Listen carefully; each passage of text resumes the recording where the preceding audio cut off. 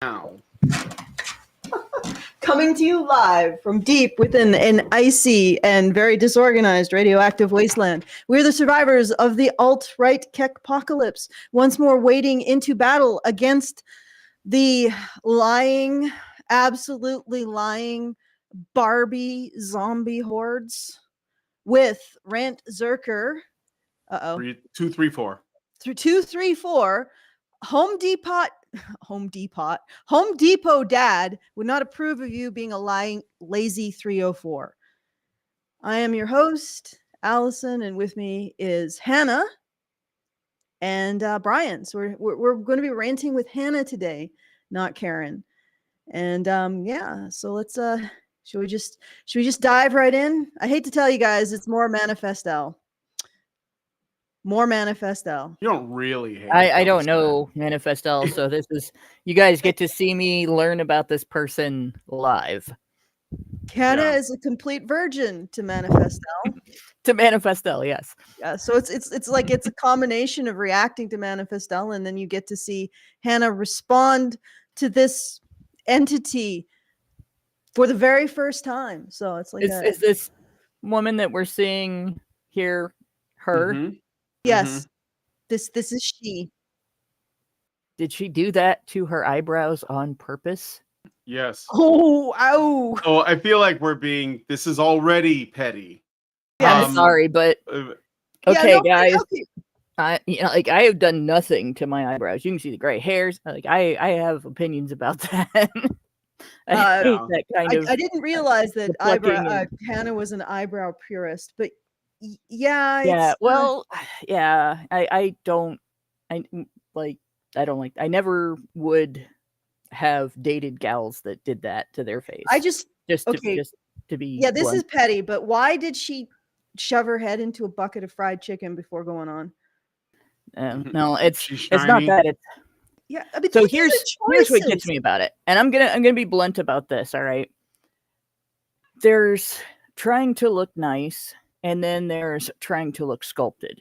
And a lot of people try to look nice because they want to be pleasant around other people. I know that there are women that wear makeup that's just like minimal or shape emphasizes the shape of their features and everything. But the minute that you try to look like she's going for the high tone bitch look, right? Yes. You haven't even heard her talk. You've already. It's not just a look; it's a lifestyle. And I know what I'm expecting when I say it's gonna be interesting to see if the impression that causes pans out. Just saying. Yeah. Well, don't spoil it for her, Brian.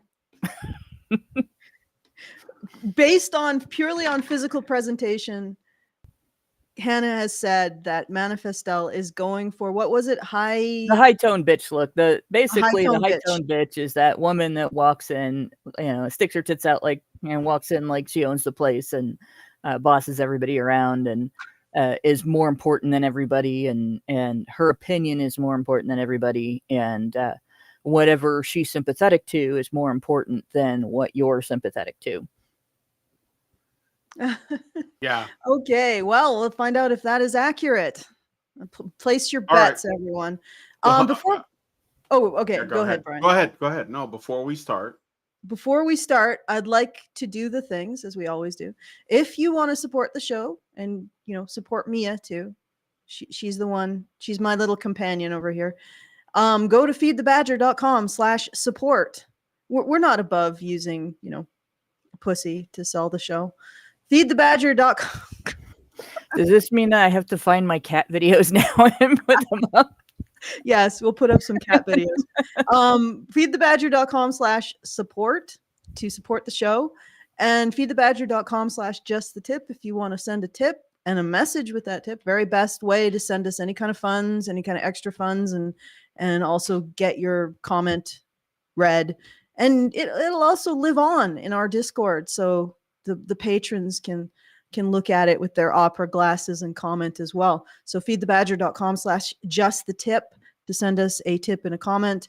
And so this is Manifestelle once again. We're doing sort of a Manifestelle potpourri.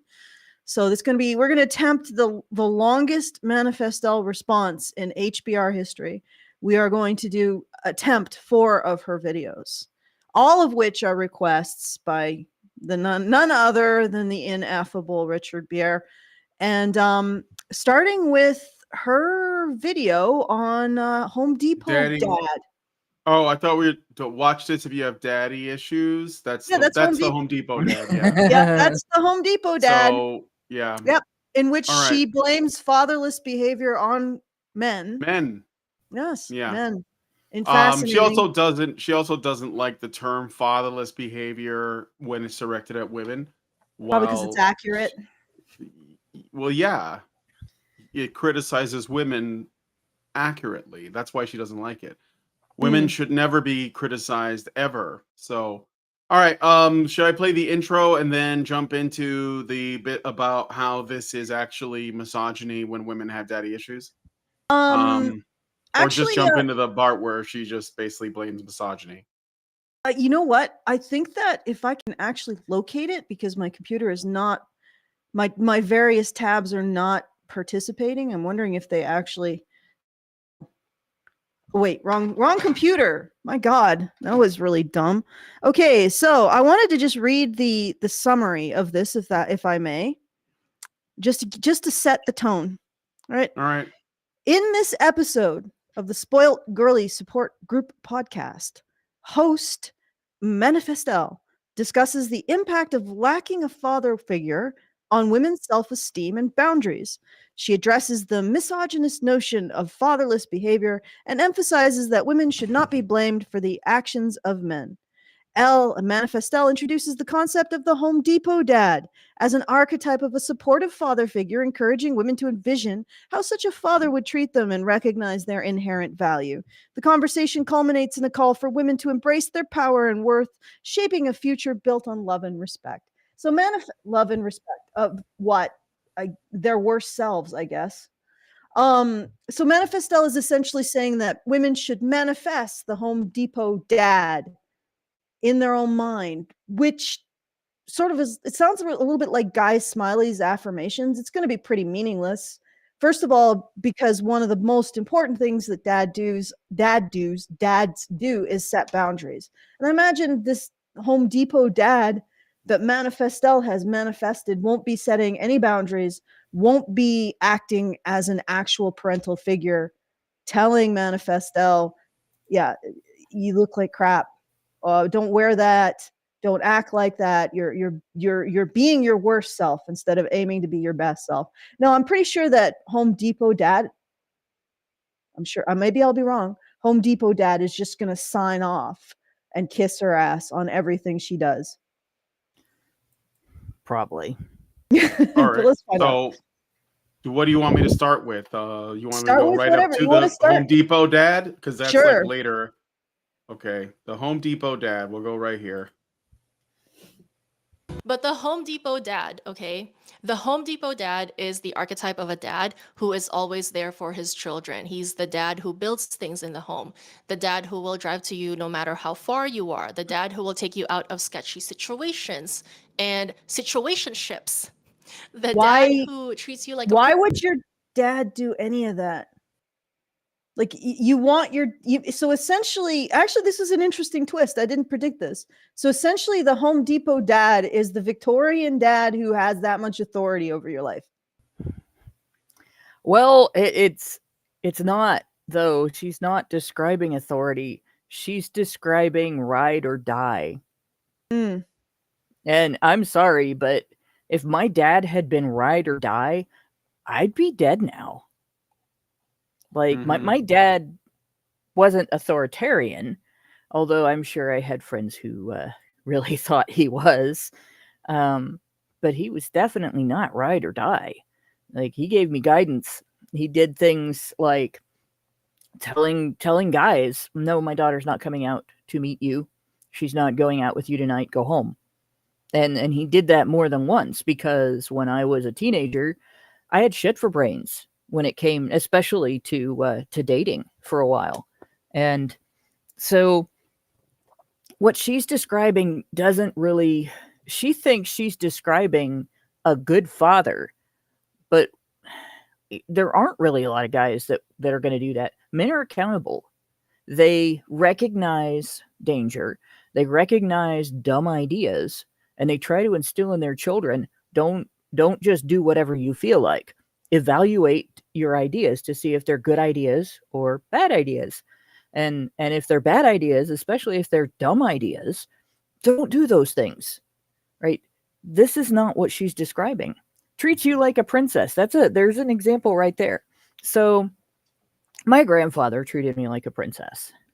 He wanted me to be very ladylike, and so I kind of got the My Fair Lady treatment, a little bit, not the rude version of it, but he really tried, and I really didn't have all that inclination. I can do it when I work really hard, but he also pampered me like a princess, and he called me princess. That was his nickname for me.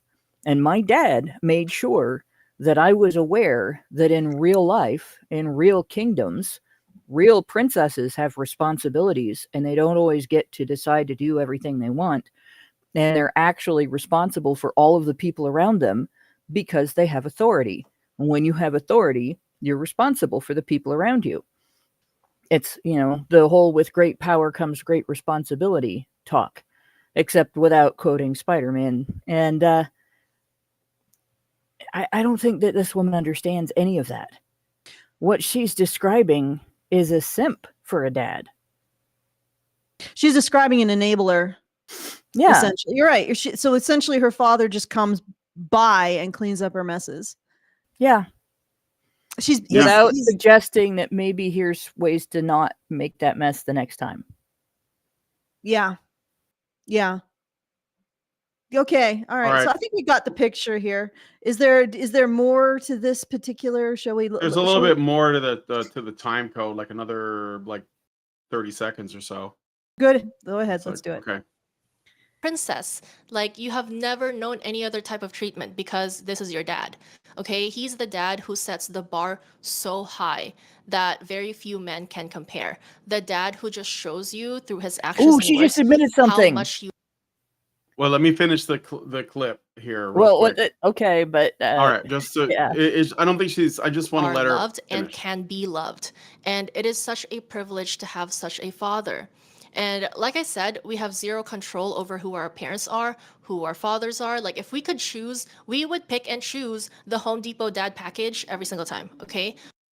All right, that's all right. So yeah, go ahead. Wasn't really adding much, but okay. Yeah, what she admitted well, there. I wanted to make sure that she said everything she was going to say. Just fair to make enough. sure. You want to be, you want to present integrity. That's good. Right. Yeah. What she admitted there was, in her search for a partner, she's not looking for a partner.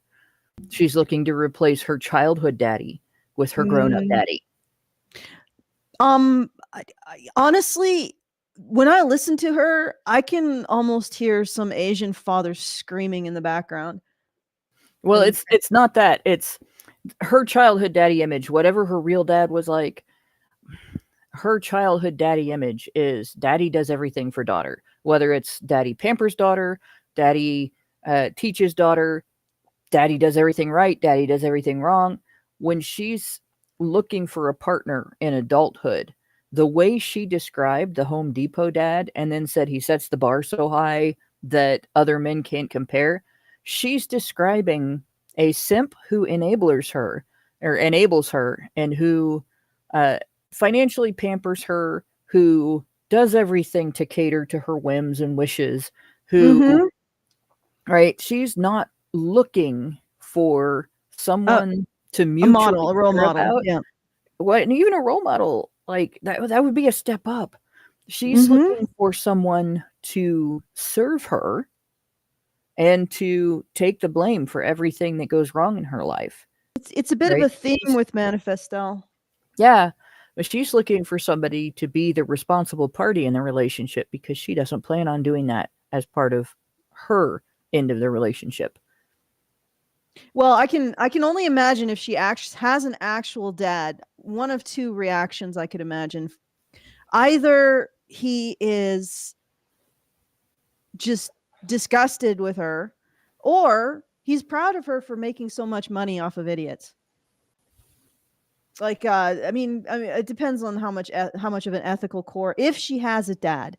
But as a person who also had a dad, an involved dad, what she's describing is not a father who cares in a true way, because a father who truly cares equips his children with the ability, the means, and the skills and the virtues and the ethical basis to navigate life.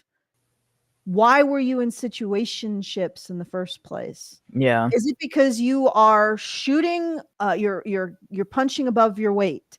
I mean, like a dad, like my dad would probably have said, hey, you're punching above your weight. You know, like, recognize that you're not a perfect 10, moderate your freaking expectations and go after something reasonable.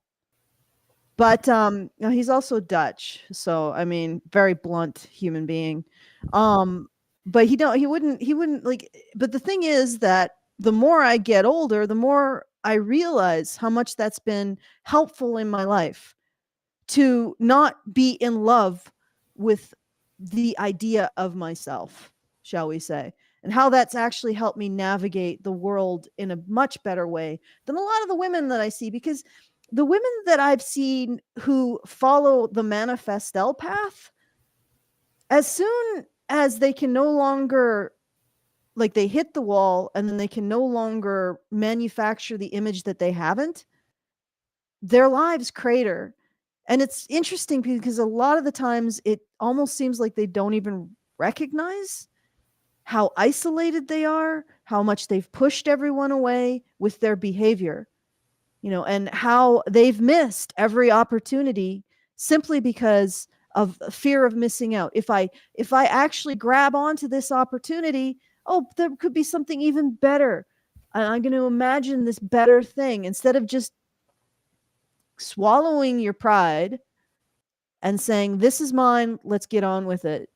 And you know, like, I think a real dad would teach you when to cut, you know, like when to fold them, when to hold them. It was already stuck in my head when you said that. Yeah, that's what a dad would teach you. When a good dad, when to hold them, when to fold them, when to cut and run. You know, when to be just like, you know Know what, when to walk away, know when to run. Yeah. This is the best deal I'm going to get. Let's go forward with it. And I think that she invites women, and this Home Depot, you know, actually I will call it Home Depot. I wonder how much she was smoking when she came up with it. This Home Depot dad that it's like, Home Depot. It's the dollar bin version of Home Depot. The Home Depot dad just like basically signs off on it. And really, that compulsive, the thing is that this is a kind of weird codependence she's constructed, where the men she wants to be with take an identity from constantly cleaning up after her, instead of facilitating her learning some level of self-reliance and independence.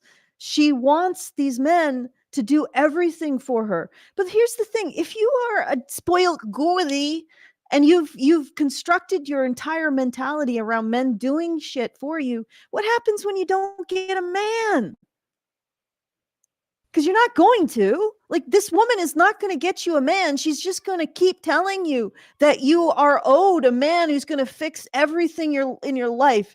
He's going to fix your astigmatism. He's going to fix your weak left ventricle. He's going to fix your inability to just pee out that last teaspoon. He's going to fix the cat shoving her freaking tail in your face. He's going to fix everything in your life, right? That's what Manifestelle is saying. You got to hold out for the man who's going to fix everything. You got to demand that the man fix everything. He breathes and poops and eats for you. He's your life support system, and you only exist as a mere thought, a mere fart, mental fart, nothing else. That's spelled THOT. Yeah, I mean, you exist as a mental fart. You know, and it's like, but let me finish. Situation. But you imagine, in every way, you should deny your own ability, because any time that you have to take the least amount of responsibility or effort for yourself, that is some man making it life unfair for you. And then she invites women to live in that state, and she gives them the opposite of tools to find that life support system that she then makes almost critical for them for their own existence. You see what I'm saying? She's constructing absolute need in women, and this kind of self-righteous belief of denying your own ability to affect any kind of positive outcome in your life, that you need, that you are owed all of this. You are owed a life support system. And then she gives them no ability to get one. So what happens when you listen to Manifestelle? You incorporate all of this into you, and no man comes to save you. You have become the human equivalent of protoplasm. Okay, I will shut up now. No, it just makes me think of that hobbling scene from Misery. That's basically what she's doing. And imagine being someone who, say, when a problem comes up in your life, something sucks, and you have the Beavis moment. This sucks, change it. And you're not the person who steps up and actually does that. You have to wait because you're a woman and you can't fix it, because women don't fix their own stuff. You wait for a dude to come along and fix it for you. And if you're not satisfied with it, you just have to deal with it or whine at him until he changes the way he's doing it. So you can't, get a second job and pay your own bills. You can't learn to fix your car. You can't stop talking to somebody who's an asshole to you because you have to have a guy fix it for you. And you have that in every aspect of your life. But most of all in your relationships. So you can't get into a relationship with a guy unless somebody comes along and fixes it for you. You can't pick Mr. Right unless somebody tells you who to date and what qualities to look for. And then he has to be responsible for your happiness. You can't make yourself happy. That would be the most miserable existence I could possibly imagine. I would rather die. You get that feeling when you listen to these women, don't you? Although, I mean, like I said, Manifestelle's making bank. Yeah, she is making bank, but promoting misery. I wonder if she's selling other people a bill of goods that she doesn't believe in, like, the drug dealer that doesn't use their own supply, or if she's more like the drug dealer that sells to support their habit. Don't know. I mean, the camera could stop rolling and she pulls off the face and it's just some wholesome, Asian waifu with a husband and 5 children. Yeah, it's hard to tell, but I honestly wonder. And I think if it was an act, she'd have eyebrows. I'm gonna go back to this because so far she's kind of confirming my suspicions. She doesn't care about what she's talking about. You notice that she hasn't said anything about dads or partners in any way. That I looked for a guy that I wanted to take care of, not baby, but when I was dating, I wanted a partner that I would be mutually invested in, as invested in his welfare as he would be in mine. And I don't think she mentioned anything like that. She just, everything was about what can you do for me? Not, what can we do for each other? What can we be to each other? Well, fair enough, but she has been just talking about a dad. The thing is that she fails to recognize that the most critical part of a father is the boundaries that you learn from him, not the gifts that you get from him. Right. But boundaries and other characteristics. Like your dad teaches you responsibility and accountability. Your dad teaches you sportsmanship. Your dad teaches you try again over and over again until you get it done or get it right. There's a lot of things your dad, those are gifts. Dad By the way, teaches those you how are to take criticism. yeah, like a lot of gals will sit around and talk about things their dad gave them. I don't think so much of objects and wealth, physical wealth, material wealth. That my dad did what he could, and it was great, and everything. And I really appreciate everything he did. But the things I appreciate the most were those things where I learned life skills and character, things that would help me be a better person and do better in my life and do better in my relationships. Like those are the most important things. Mm. Okay, so do we have another time code for this one, Brian? Do you want me to just go to the next one? I mean, she does talk about how to make your own Home Depot dad, and then there's a section called Men How Hate to How to make? Make Your Own Home Depot Dad. Yes. And then Oh there's gosh, a I hope section she's not called starting with adopting some old guy that doesn't know you. No, I I think it's I about like either trying to change your father into someone that is essentially going to help you get that bag while also securing your own bag, or it's about how to train the men in your life to be like that so that when you have children with them, because she did start this section by saying you can't choose your father, right? Yeah. But the truth is that your mother did choose your father. So are you attacking your mom when you criticize like the dads? Because that, I mean, obviously not. They didn't know. It's patriarchy covered their eyes. But I yeah, don't know. because Like it's starting to feel like you do know.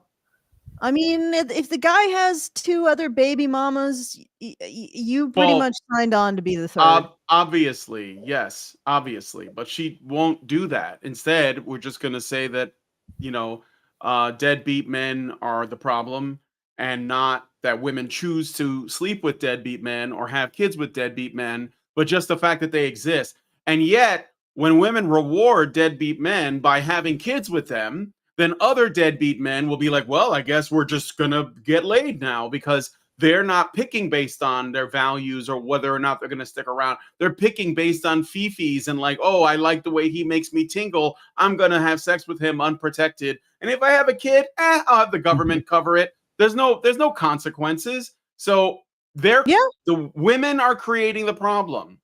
They're yeah. I creating the mean, problem and they're perpetuating the problem and they're just blaming men. And it's like, there's plenty of men who are like, well, look, I don't want to do any of that, but I can't get the time of day. But the men who are perpetuating that, they have no reason to stop or change their behavior. Why would no, they? They no. literally don't have to do it. So, yeah, I mean, I don't Yeah. know. People are not going to learn. That's all I can say. They're not going to learn. Well, no, they're not going to learn. Yeah. And part of fatherlessness behavior is a lack of impulse control. Yeah. Yep. Like, and that's And I unfortunately mean, that. I would bet that it's multi-generational. I would bet that girls with fatherless behavior have mothers who also exhibited fatherless behavior. And Yep. I That's would how think they ended up with that fatherless children. exactly. So like this is but we'll never address it because we don't want to hurt women's feelings. So, Nope. but anyway, let's do you No, want to get we don't want to into hurt women's feelings. We just want them to be hurt. yeah. Yeah. Instead of actually criticizing women, we'll just let them fall off the cliff and dash themselves on the rocks below. That's the better outcome. That's the outcome that means you care about women. Ugh. Yeah. Okay. All right. All Let's right. just continue. I'm going to play the men hate good men section. And I know that obviously a mother's love is also important and powerful, but we live in a world, in a society where young girls and women absolutely look to men, father figures, fathers, for validation, for reinforcement, for love and affection, especially if these young girls grow up to be women who date men. Like there's this Okay. saying Okay. And it's that not, people she's not wrong. No. Women, Wait. What did she leave out? What did she leave out? Let's go back again. I want you to listen to this.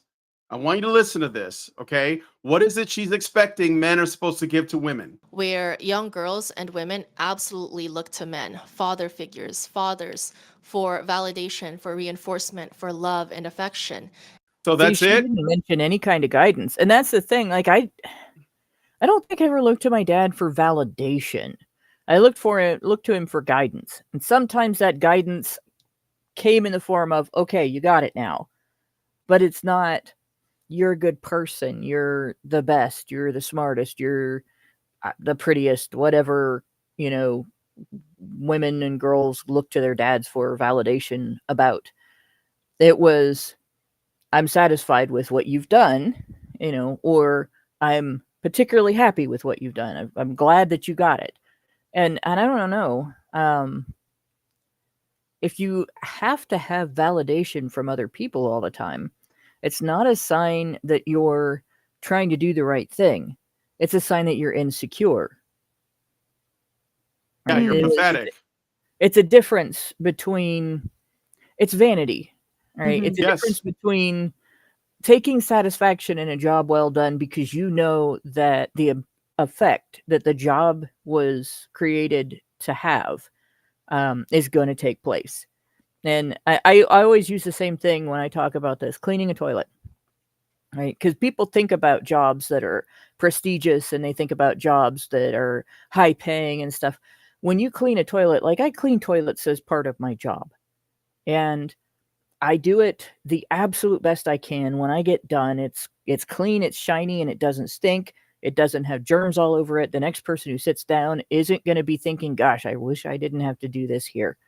Right? They won't have to think about the toilet. And that's pretty much my goal. I don't want somebody to come in and say, "Oh, look how beautiful the toilet is. Hannah did such a great job." Mm-hmm. I don't want them to have to think about the toilet. And if your goal in life is to make yourself, instead of the job, the effects that the job you're doing are supposed to have, the important thing, the center, and the thing that people think about the whole time, in my opinion, you're a failure. Unless the job is entertaining people and getting them talking about you. Like, I would exclude, entertainers that are maybe, well, gosh, even singers, it's more about your voice. Instrument players, it's more about your instrument. Actors, it's more about the role you play.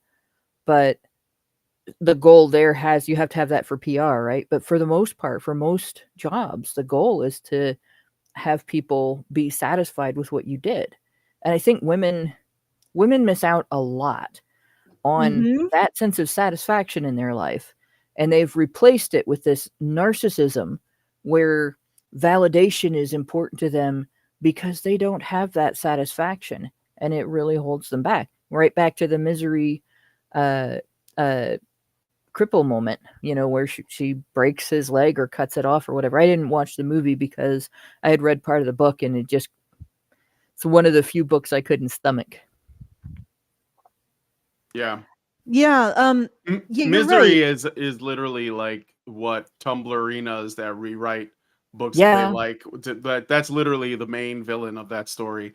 But anyway, I'm sorry, Allison. Go ahead. No, it's okay. That's what I was thinking. And validation. Now, I think she's right. Women do look for men for validation. Um, the problem is that I think what they're looking for is validation, not in terms of you've done a good job, or this is well done, or these skills are up to snuff, that kind of thing. They're looking Yeah. for validation the way they look for validation from women, which is, we are all good right now, having done nothing. We're all wonderful. And maybe part of the reason why women feel that men are cold is because I don't think men do validation like that. That, oh, we're all fine, we're all great, we're all perfect tens, we're all beautiful, we're all sparkly. They don't do that kind of like lukewarm, frankly meaningless, in my opinion. Maybe it isn't. Maybe there's something about that development of like this kind of warm sociality that is important. I don't quite see it, but then I'm an autist, so don't quote me on that. But but you're probably not going to get it from men, because I think you listen to Brian go, and I think men are inherently disgusted by it. And it's because it doesn't have that component of earning. Like, you have to earn it. You have to develop a skill. You have to demonstrate a skill.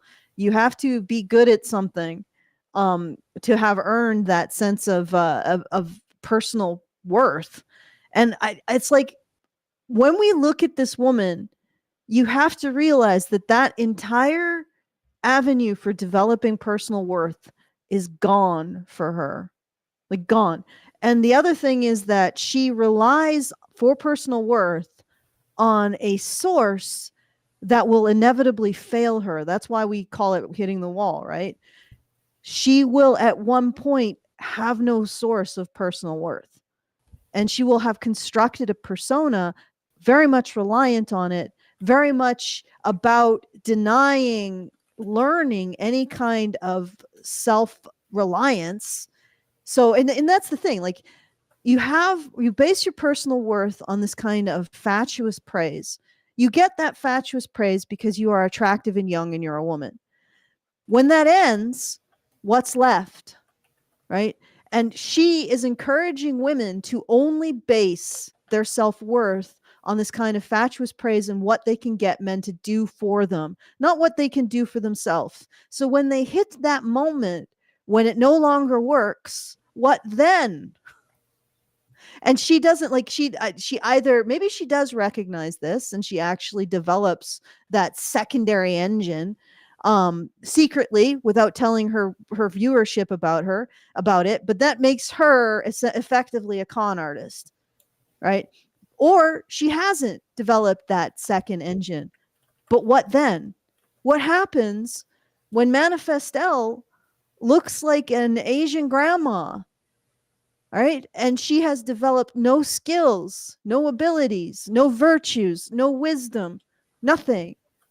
She's just an old, wrinkly woman with this attitude. Yeah. She is going to be, you know, it's interesting because people talk about incels, but I guess a woman in this kind of this society where everything is very atomized, who develops absolutely nothing, no other value proposition than her looks. What happens to her when those looks fade? Right? That sounds to me like it's the inverse of an incel. And that is her future. And that's the future of all the women that listen to her.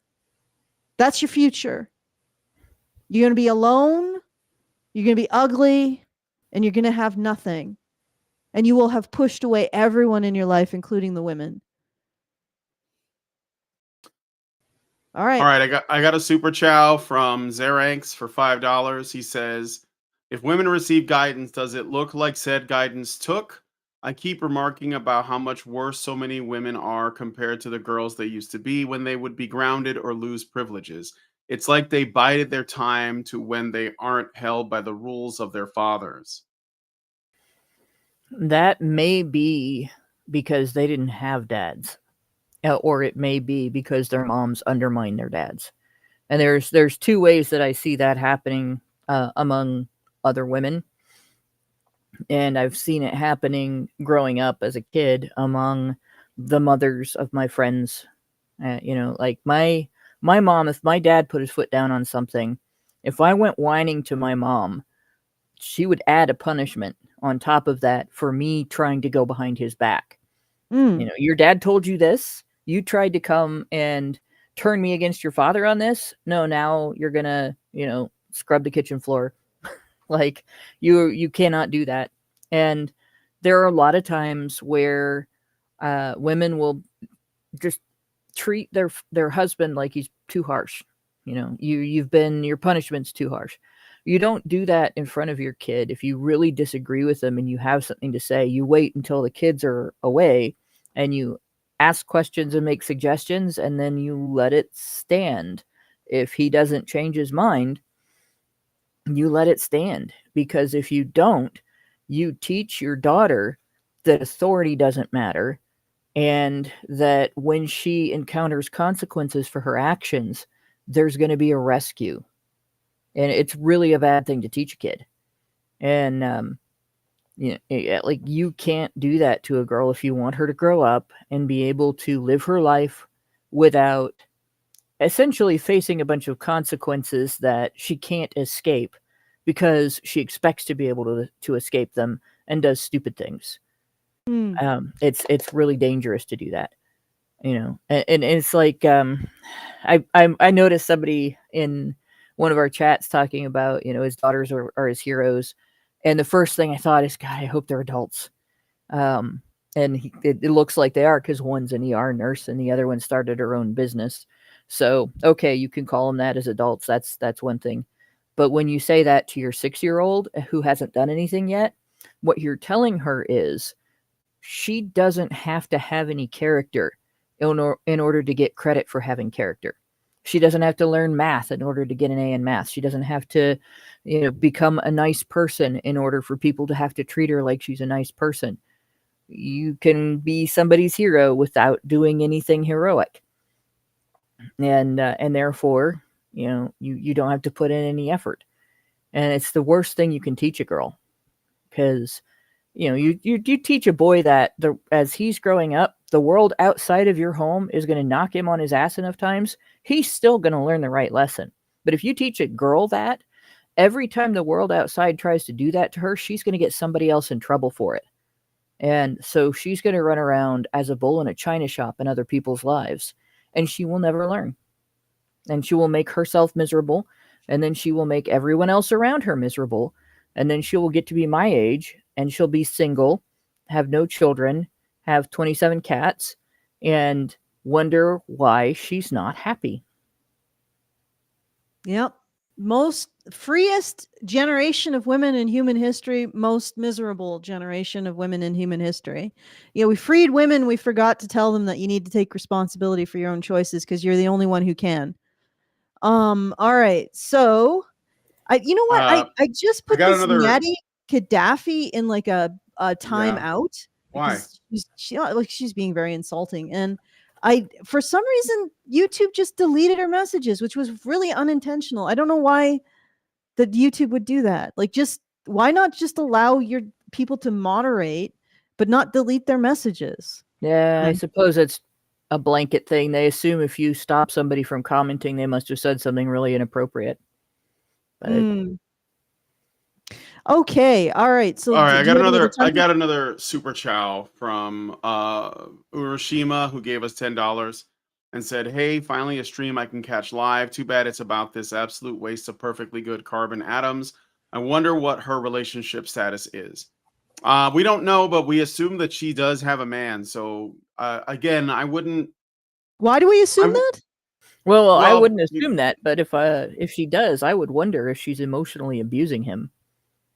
I mean, it's possible, but the thing is, like, men will put up with a lot of bullshit to be in a relationship. So, like, I'm saying, let's not presume that she is incapable of being in a relationship.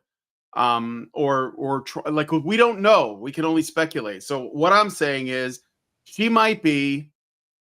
She's not interested. Like, she doesn't have a ring, but that's like, she doesn't seem like the type that wants to get married until the man is absolutely perfect. Like, she's basically from the school of thought as the female dating strategy. Okay, so this is as cutthroat and mercenary as it gets.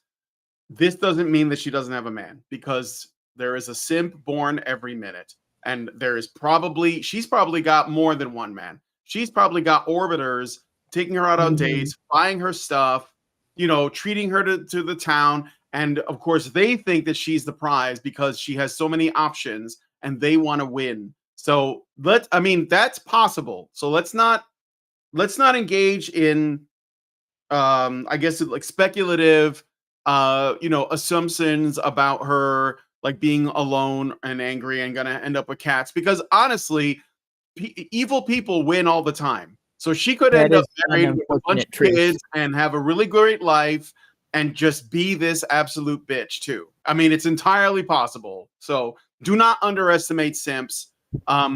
Full stop. And yeah, this is actually it's true. Like, I mean, one of the things that needs to change dramatically. Yeah. Men talk about, how can we fix women? How can we fix women? And I just went on a rant about that on X yesterday or day before, sometime recently.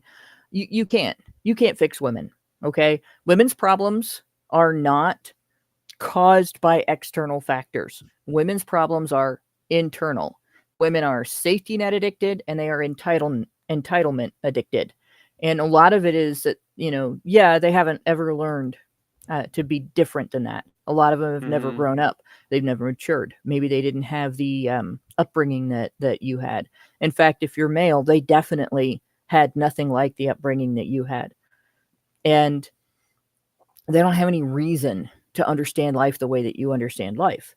And so if you try to fix women, all you're going to do is get spat on and stepped on and treated like a threat. Women have to fix themselves. And the only way to deal with that, to allow that to happen, is to do the same thing that you have to do with a drug addict, right? Stop paying women to make stupid choices. Stop paying their bills. Stop enabling them. Step back and give women the space they need to fall on their asses and then have to sit there and think about, how did this happen? How did I end up here? What do I do now? And figure out that they need to do better themselves, that they can't just rely on entitlements and safety nets, that they have to act like adults. And it's going to be generational. It's going to take more than a whole generation for women to go anywhere near back to being the kind of partners that they were before feminism, before the level of gynocentrism that we see now. If you've got daughters, raise them like their sons in every way that matters, every way that develops character. You still have to raise them like they're the ones that have the keys to the uterus, right? But raise them like a boy that has the keys to the uterus, that's responsible for guarding it, and not the person who's vulnerable to having it used against their will, right? The keys to the castle where the children are living, because that's what women used to be, and women can be that again, but you can't make it happen. Women have to do that. Women have to be responsible for themselves. I think that we're starting to see that more and more with the number of men who are just opting out of dating entirely. I mean, that's just going to get worse. And the thing is that it's almost like it's self-correcting as women like Manifestelle go on YouTube and promote her attitude. There are more men, like, I guarantee that Manifestelle has ensured that a good percentage of the female population will remain single, because men look at this and they say, no, I don't want it at all. So For some should we reason, move on? Should we move on to the next video? Because we've been going from this one for a while. Yeah, I guess so. So there's no other time code in it well, I mean, there could be, but I mean, we got 3 other videos and you guys chattered quite a bit on this, just a little bit of this video. So I don't know how much time we can give to the other parts. I mean, maybe all right, yeah. Y'all knew how verbose I was before you asked me to come on and do this, so I know how verbose you are, but Allison's the one that said, let's do 4 videos. Fuck it. Fuck it. Let's just do like the Lord of the Rings trilogy of videos. Okay, all right, fine. We'll go to the next What video. is time? Time? What is that even? Okay. It's that thing I don't have.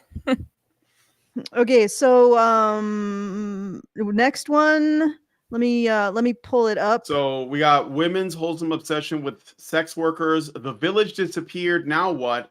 And I married a monster. Let's go to women's wholesome obsession with sex workers. Okay. All right. This one is also pretty cringe. So I'll read the summary and we'll see. We'll go to okay. I just wanted to find the time codes too. So because this one doesn't have chapters. She's a little inconsistent on putting chapters in. So the summary is, this conversation explores the rise of 304 talk, which is talk is in TikTok, and 304 is in ho. I don't know why people don't want to just be direct and say the thing that we're talking about. Instead, they talk around it. Like, why are we doing that? It's like saying the N-word. You're putting the word in my mind when you say that. So like, what are we even pretending to do? But anyway, the normalization of sex work in contemporary culture, particularly through platforms like TikTok. The discussion delves into the complexities of empowerment versus exploitation within the sex work industry, examining historical context, cultural perceptions, and the intersectionality of experiences among workers. The host emphasizes the importance of recognizing shared experiences among women, because that's what it's always about, regardless of their roles, and challenges societal stigmas surrounding sex work. Okay. Before we get into this, I just want to point out that I believe Manifestelle was one of the people who piled on that homemaker because of the egg apron. Yeah. Do you remember that? So this man, Okay, there I'm was a confused. homemaker, the egg apron gate. I'll explain it to you, Hannah. There is a homesteading woman who used to be a ballerina, and she left being a ballerina to stay at home to create a farm to raise children. Start a family, like live on a farm. Yeah. Yeah. And her husband, for her birthday, got her an egg apron. And she was thrilled to get this egg apron. And Manifestelle and all of her, and the host of harpies descended on this woman and her egg apron and said it was a sign of oppression that her husband got her a practical item related to her chosen vocation, which was homesteading, right? Because she wants to pick eggs for her family's breakfast. And it wasn't even like just a random egg, he just threw it in a car. He actually found this egg apron in like Europe. So it was a very specific, and even referred to it as your egg apron. So this obviously was something that she wanted, that she expressed at some point, that he picked up on and got it to her for her birthday. So here's the thing. Despite all that, this woman said that that was a sign of oppression. And now we're going into talking about how sex work is like, that was bad, but sex work, that we were going to be okay with that. I just have to point out, buying her that egg apron wasn't just getting her something she liked. It wasn't even getting her something really special or expensive that she liked. It was, I support the choice that you've made. Yes. It was exactly the thing that she just said. That was validation. And she couldn't recognize it because what was being validated was work. Yes. Her husband recognized that this was an important job to her, recognized that there was a specific tool she wanted to use that job, remembered all that, and got it for her on her birthday. And she could, and the crowd of harpies couldn't understand it at all. But now we're going to go in, and not just that, we're going to talk about how sex work is somehow less exploitative than that man getting his wife an egg apron. I'm just pointing that out. I'm just pointing out where we're at here with this nonsense, with this freaking conversation. Okay, go ahead, Brian. All of feminism is basically you justify any decision that a woman makes as long as it does not involve men or family, and you justify it, and then you have to work backwards to actually rationalize it. That's all it is. That's what she's doing. And everything men do has to be wrong. Yeah, everything men do is bad. Great. All of that. Still, yeah. there has to be something wrong with it. Wow, you can scream to the heavens, I want validation. I want validation. Okay, here's your validation. You validated the wrong thing in the wrong way. Why do I need your validation? How dare you think I need your validation? Like it's endless. Yeah. Who is this Natty Gaddafi? That's Natty, Allison. Oh, because I was thinking she doesn't have much in terms of staying powder. But her name is Natty, not Nat. Yeah. Oh, right. It's fucking Natty, Allison. And when you blocked her, you just validated her. By the way, she's going to basically like champion on the streets. We should have just left it up and just left her alone. But give her a timeout because she was just she was coming in with constant like 2 insults in a row. Like I would undo it, but I don't know how because YouTube is being a dick. Like, okay, if you're listening to this, because I'm watching the chats, but YouTube I have it on live chat, and then after a period of time, YouTube switches it back to top chat. Like if that's what I wanted, that's what I would have selected. Mm. We're Well, on with yeah. YouTube. Okay, so I got a super chow from Mr. Playlist Man, who gave us $50. Thank you, Mr. Playlist Man. Really appreciate it. He says, "Hello, Badgers. I sent this message to a home math stream and want to know your thoughts. I got a situation. A friend of mine was taken advantage of, graped, because her drink was spiked. She refuses to report the name of the guy to authorities, saying they won't believe her. Feminists talk plenty about grape culture. I noticed her reasons not to report were their talking points a decade ago. This seems to help the rapist." I'm just gonna say rape, okay? This is like really annoying. I feel like I'm Yeah, I'm an 11-year-old. Do you think they were aware that their activism would actually enable victimizers to get away more frequently? Well, They yeah, I don't care. think that Yes. so it is because they want to Okay. perpetuate it so that they can claim that it exists. So yeah, that's Okay. on purpose. Like the people who put these policies and these studies out here and all this like bullshit propaganda funded by the fucking CIA, by the way, they do that on purpose because it creates more instances so they can further justify doing more of this shit and getting more money. So All yeah, right. it's totally by design. They're safe from this stuff, by the way. It's not going to happen to them. I need to answer to this Okay. because this is something that okay. Yes. And in fact, feminists have specifically chosen to increase or maintain the rate of rape in order to promote their ideology. And I will say that outright.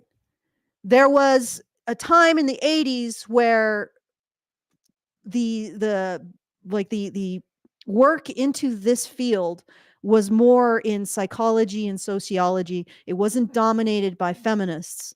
And feminists had a discussion over whether or not to promote interventions which would potentially reduce the rate of rape, but ran counter to their ideology. And of course, the ideology won. So they literally blocked and refused to support or promote interventions that would have reduced the rate at which women were raped because it didn't fall in line with their ideology. They put their ideology first ahead of women. And when I realized this, and then there was another piece that fell into place after the Amber Heard trial, there was a feminist director of an NGO who said that the trial was a bad trial because they didn't get in the funds that they wanted. And I realized that all of this is to promote their ideology and promote their ability to make money and have clout as a result of that ideology. And furthermore, I can speak specifically to the situation that your friend is in. No, the authorities will take it seriously. And in fact, rape in the US is prosecuted and ends in a conviction 8 times more than any other violent crime.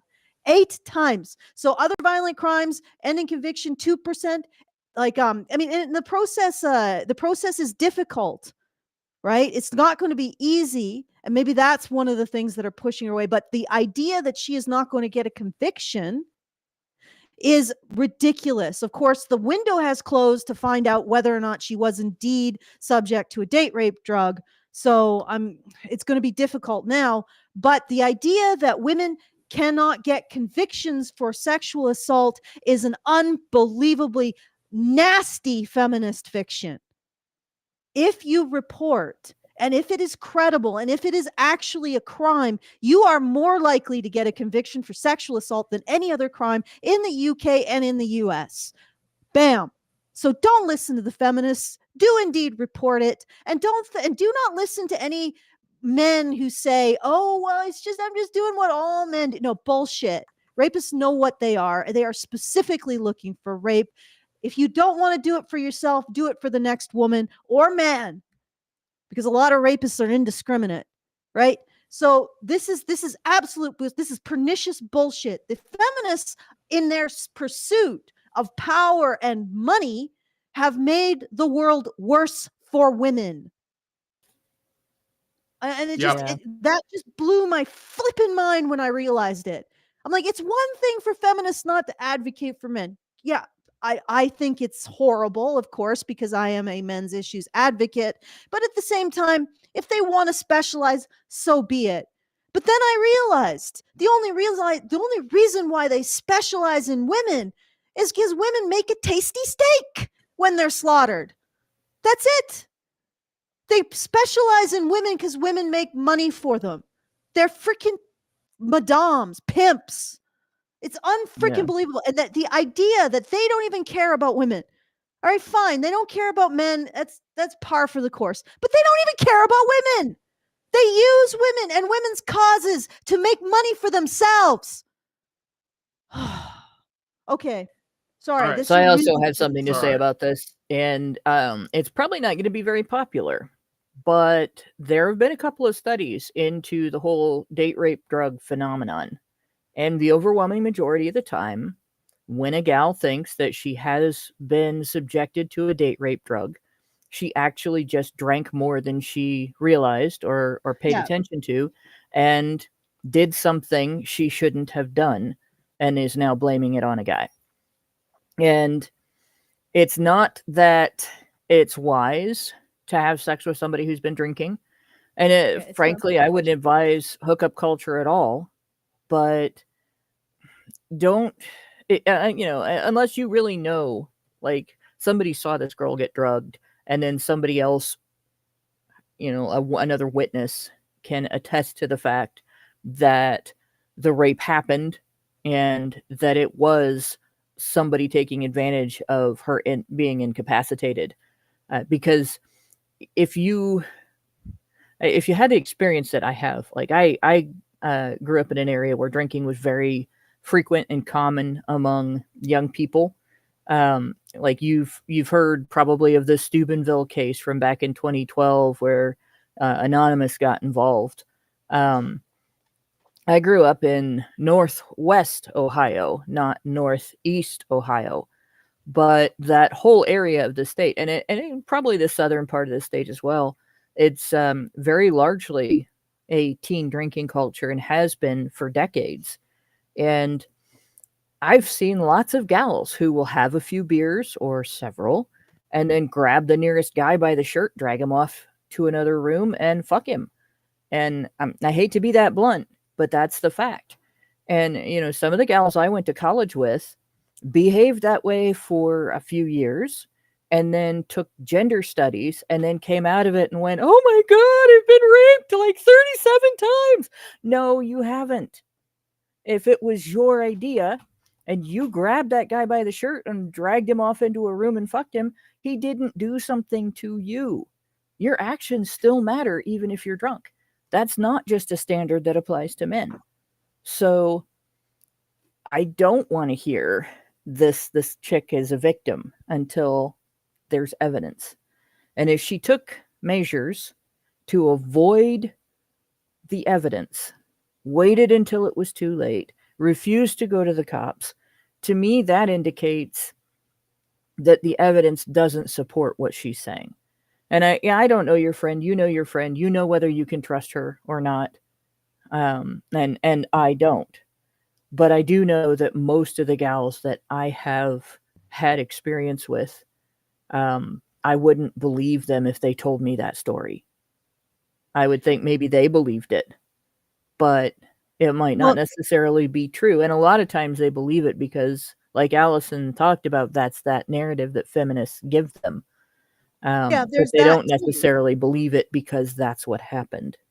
There's that, but then there's also the possibility because sometimes it is. Sometimes it is what happened, but it is what happened, and now a much tinier way. There's no way to determine that because right. she didn't go to the police because feminists told her that she won't get a fair shake.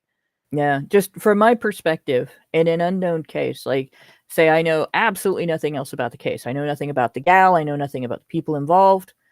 There's a much larger chance that it's a situation where there was no rape.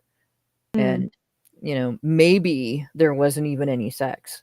There's been a couple of instances where gals have thought that they had been sexually assaulted when nobody touched them. And it's just, they woke up next to a guy who was also passed out.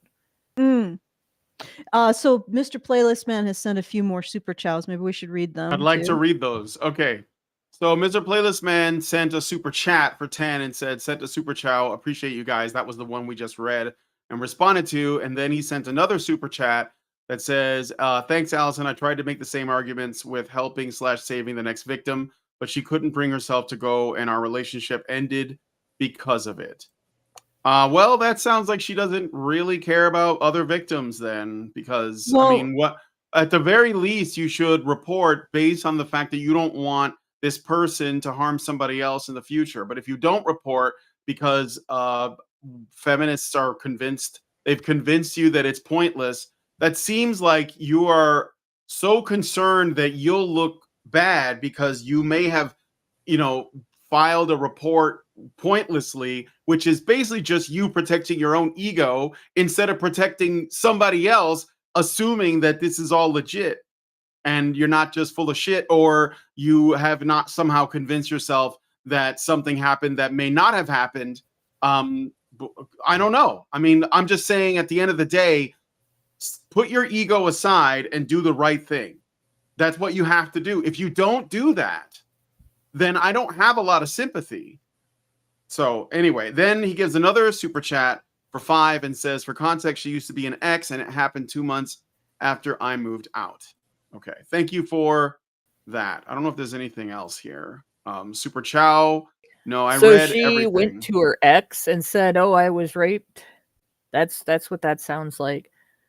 Which, Well, maybe they were friends yeah, afterwards or whatever, but if that can be a situation where the woman is trying to get him to white knight for her and come back because he feels like the knight in shining armor that's coming to this is rescue sketch. her from the terrible situation.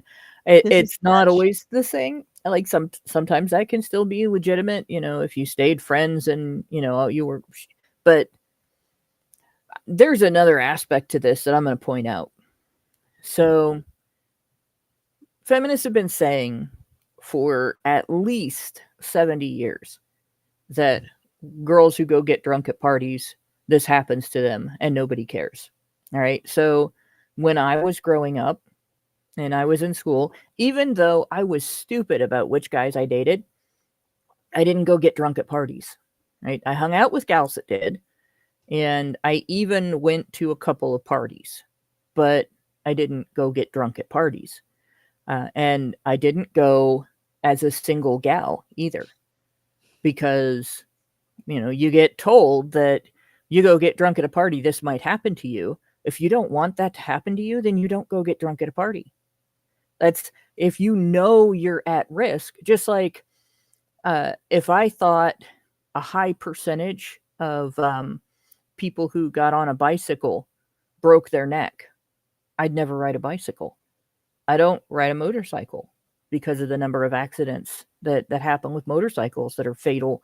Or, well, I've worked in healthcare and I've taken care of some people that have had catastrophic motorcycle accidents, and you couldn't pay me to get on one of those things, especially not in city traffic. But in any case, that's the way that I figure I would act. You know, no, I'm not going to do this because it's too risky.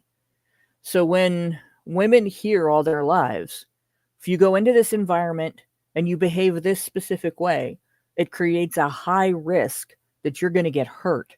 And then they go into that environment and they behave that way. It's not proof that they wanted to get hurt, but it's just about the stupidest and most careless thing you can do. And it goes right back to my statement about stop paying women to make stupid choices, right? Stop cleaning up after girls. Stop coddling them. Raise them to make better choices. If you love your daughters, if you love your sister, if you love your female friends, teach them to make better choices. Show an expectation that they make better choices. Encourage them to not get hurt. Instead of cleaning up the mess all the time. Okay, so we've sort of derailed this into like it was not a bad thing at all, because this is stuff Right. that needs to be taken. Although I think one of the other videos is more topical to this particular super chat.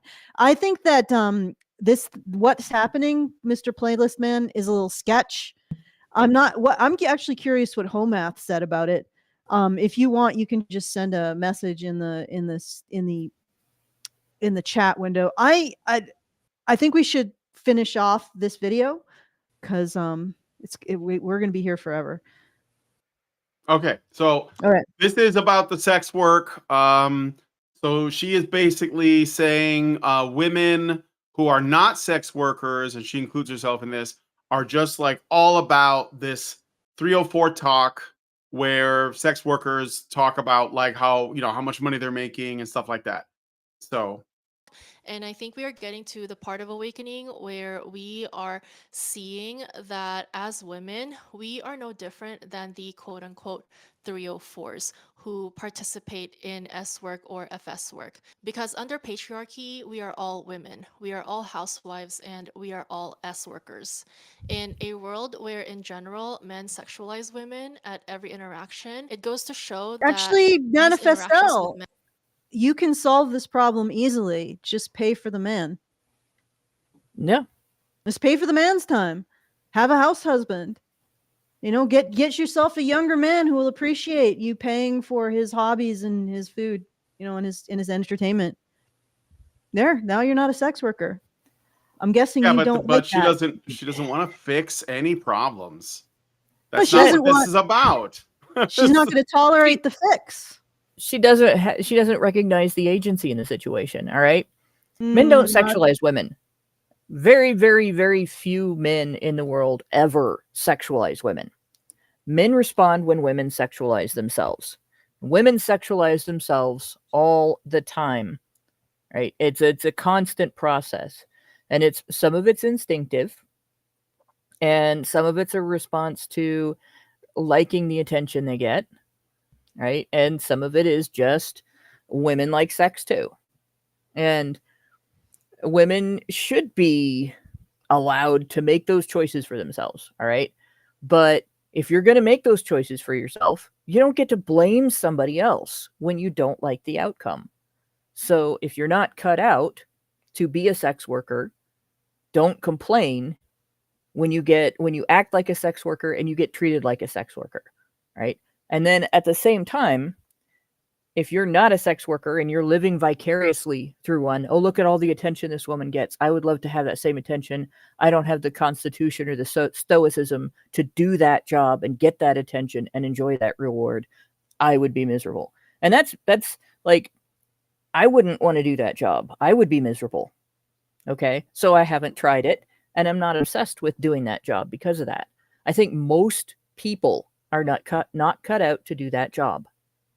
I think most people that do that job are not cut out to do that job. And so you don't get to live vicariously through them and then call them victims. You don't get to live vicariously through them and then play victim of their lives, right? You be who you are, and you enjoy your life, and you let them be who they are and make their own decisions and deal with the consequences or get the rewards or whatever, and leave it at that. But she doesn't understand any of that agency, and instead she has to create a victim narrative and then blame men for women's choices. Everything she's talking about there is women making decisions what to do with their own bodies, right? Women making decisions what to do in terms of their own relationships, and women making choices in what kind of work they're going to do, how they're going to earn their money. Nothing in that is men's fault. Nobody hooked you around the neck and forced you to become a porn star. All right. You either do it or you don't. Don't be jealous if somebody else does it. And don't be treating men like they're to blame for some victim-y experience if somebody else does it. Some victim-y vict. Yeah. Victimitis. The victim. Inflammation of the victimhood. What I think she's doing is, again, this is the same thing. Deploy feminist logic, then work backwards to justify it. So essentially, sex work is real work. This is what her claim is. Therefore, because it's women that are involved, we must support them, even if we ourselves wouldn't do it. How do we do that? Well, we have to make them relatable. How do we make them relatable to, how do we make prostitutes, let's just call it what it is. How do we make prostitutes relatable to regular women, like mothers and like regular women that don't want to engage in that? Oh, I know. We'll say they're all the same under patriarchy. Well, how does that work? One of them is chosen to be a wife and a mother, and the other one's chosen to be a hoe bag. Well, why don't we just say that all wives and mothers are actually hoes as well? And that all hoes are mothers in some way. And then we'll say we're all the same because men. So this is what she is trying to do. This is basically the we're all in the sisterhood, guys. No woman makes a bad choice unless, of course, she's a pick-me, in which case she is exiled from the sisterhood. But you can do all the other things. You can be a complete, prostitute, make lots of money off of men. That means you're exploiting them, but also you're a victim of them because reasons. She goes into like things like why, it should be like legalized so that women don't get pimped out or whatever. The criminalization is victimizing the women, and all this other stuff. And yeah, so like that's basically the concept. The concept is all women are the same, no matter what their job is, because patriarchy. That's her argument. I'm not making that argument. I'm explaining her position. I'm explaining feminist logic. Yeah, I know. Okay. Okay. I just want to point something out here. All right. So you have all of these women, like that Manifestelle represents, saying that all these women, they're sitting in this, I don't know, puddle of shit, just sitting there in the puddle of shit, basting in their puddle of shit, which is apparently sex work, which is the exchange of their sex for stuff from men. And then you have pick-me's like me who are like, well, why don't you just get out of the puddle of shit and just have an equal exchange with a man? Therefore, you're not engaging in sex work. You're actually creating a relationship. Or God forbid, maybe you spend more on a man than he spends on you. Then therefore, you're not in your puddle of shit. You're not basting in your pile of shit. You're not spreading manure all over, because you guys are saying, oh, this is such exploitation. Oh, I'm so exploited, as you smear the shit on yourselves by choice. Just get out of the shit pile. All right? Just have some integrity. Split things down the middle. Go Dutch. Pay for your own bills. Then you're not in the shit pile. And then you're just standing there watching this, and you're like, well, just get out of the and they call you a pick-me. But you're the one saying that you're in a pile of shit. Like, I don't get that. It's like I'm this is a pile of shit.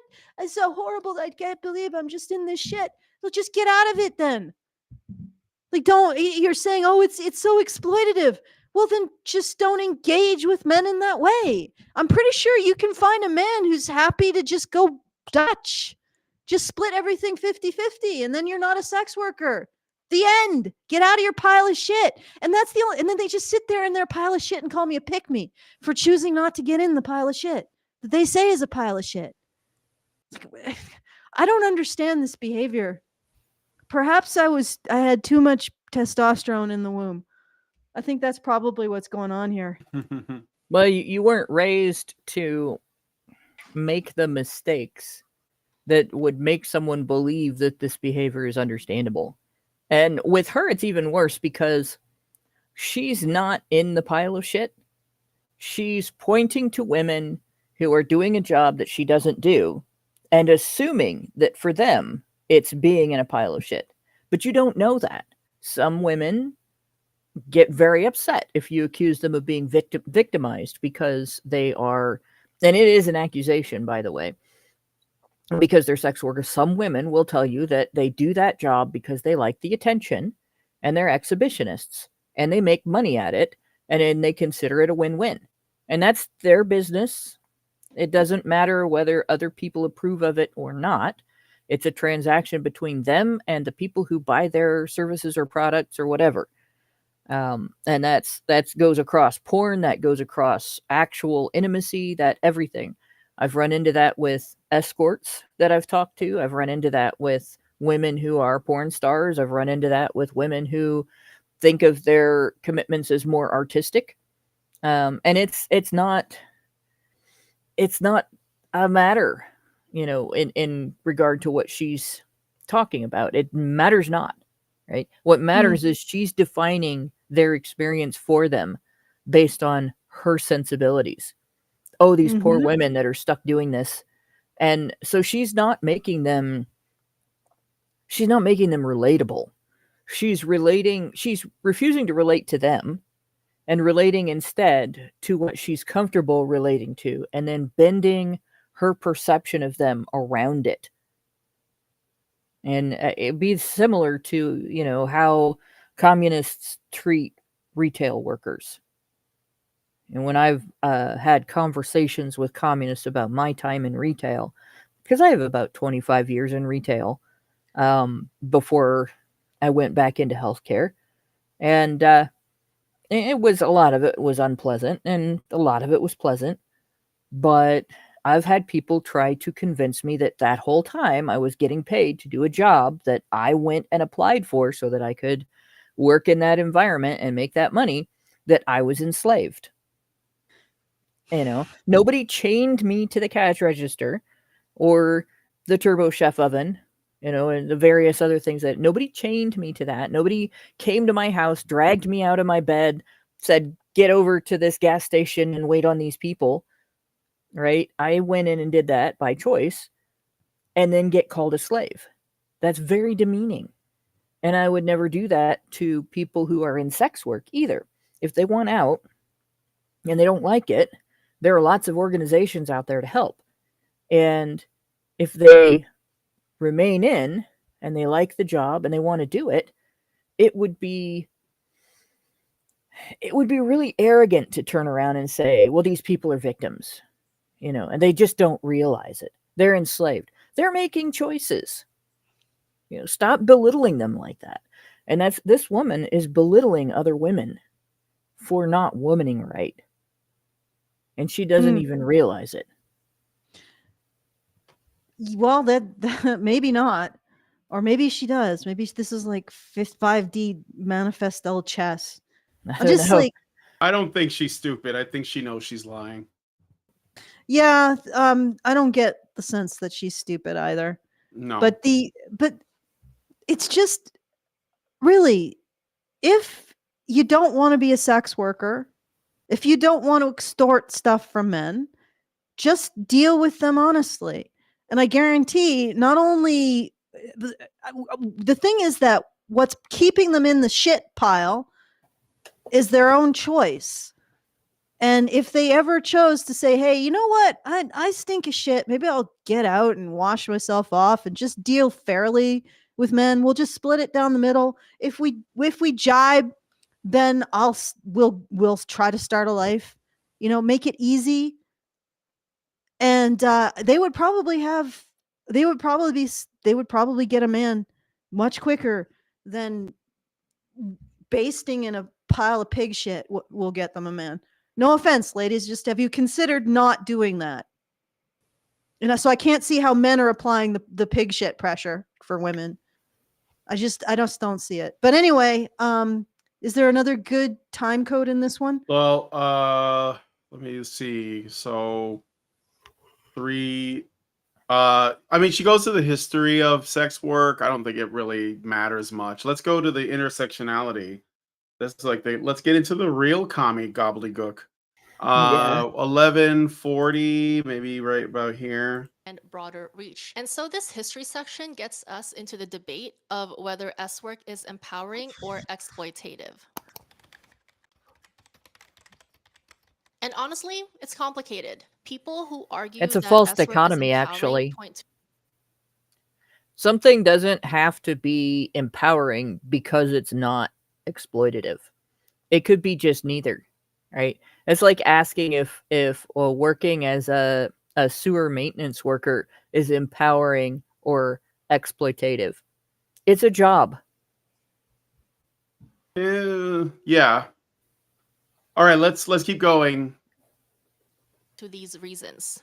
Number one is autonomy and agency. So people who say that S work can be a form of personal empowerment, they believe that S work allows individuals to exercise agency over their own bodies and how they choose to earn a living. And I want to emphasize the word choice Every job here. does that. Yes, being a freaking homemaker. How is it that being a homemaker is exploitation, but sex you're work not- isn't? Again, feminist logic, okay? According to feminist logic, sex work, you get paid for it. Housework, you don't get paid for it, even though you're Except getting that a you home do. and a family but again, that let's not explain the thing that they're lying about as though they're going to say, "Oh shit, I never considered that." No, obviously No. they know they're lying, but the claim is, or it's built on this false idea that a woman who is married to a man is being exploited by her man if she's even engaging in, like, wifely duties, which is not really a thing that we see most of the time. People just share in the the chores. And if you lived alone as a woman, you'd have to do those chores anyways. So it's not like a man magically creates work for you to do. But that's not the point. The point is that she's lying. And so we have to accept that this is a lie. And I'm going to say that instead of calling her stupid, because I think calling her stupid is, number one, it gives her an out, and number two, it's a bit insulting. When you call her a liar, I think you're being more precise. So I'm just going to go with lie. And that's yes, obviously. And she's also sort of like, she is technically describing what pro-sex feminists say, but she's not really disagreeing with them. So she's presenting it like, well, this isn't my opinion, but I don't have a problem with it, right? So it's like giving her a bit of plausible deniability as well, because she does acknowledge in the beginning what she's doing right there. It is kind of she's implying that you're only making a decision about what to do with your own body if the decision is in regard to sexual behavior. So when I choose to take a job, and one of the tasks in that job, let's go back to toilet scrubbing, right, involves taking cleaner and towels and paper towels and a scrub brush and going to town on a toilet. That's me choosing what to do with my own body, right? I'm exposing myself to germs. I'm exposing myself to smells and grossness, and I'm doing manual labor. That's a choice. That's all choices. I don't have to take that job. I have done a whole bunch of different jobs. I've worked in a bakery. I've worked in other retail areas. I've worked in other healthcare areas. Right now I'm a direct support professional for intellectually disabled adults. So I do housekeeping as part of my job, right? But I've done healthcare where you don't do housekeeping. And all of that, you can choose from an unending supply of jobs. You can create your own job. I used to crochet jewelry and sell it to other women. Stuff that I wouldn't wear because it was too frivolous, that other women would pay $80 for and wear. And, you do what you do.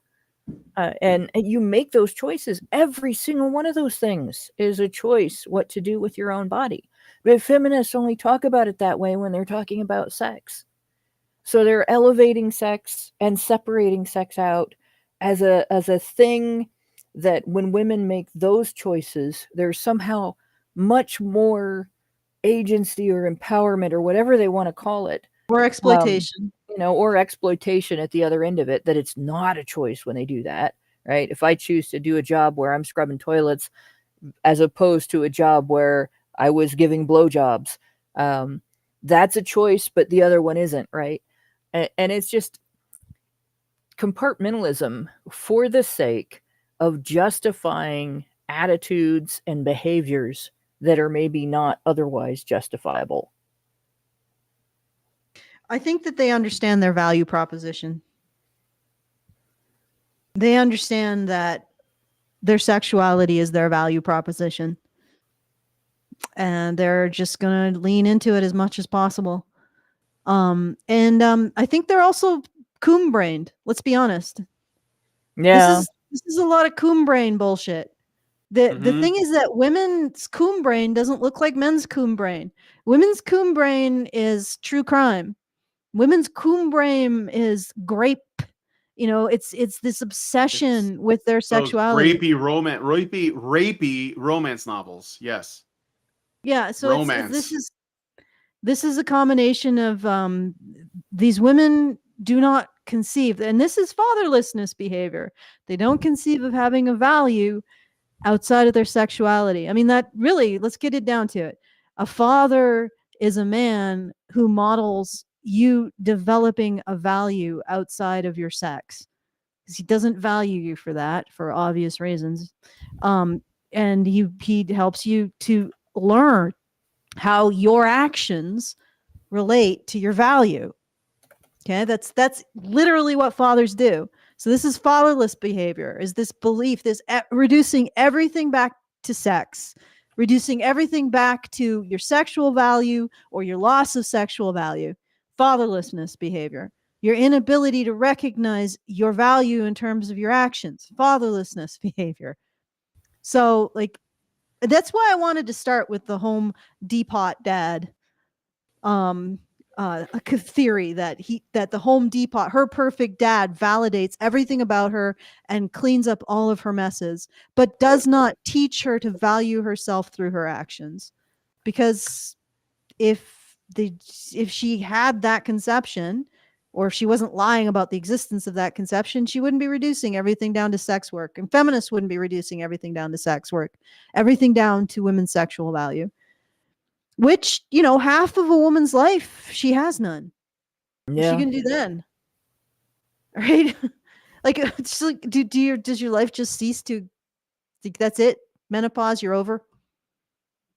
I mean, I'd rather listen to, like, the old rural women and how they managed to age into that situation and what they did with themselves instead of Manifestelle. Because, like, half your life is going to be people not valuing you for sex. Ladies, what happens then? All right, let's keep going. With this video? Yeah. Okay.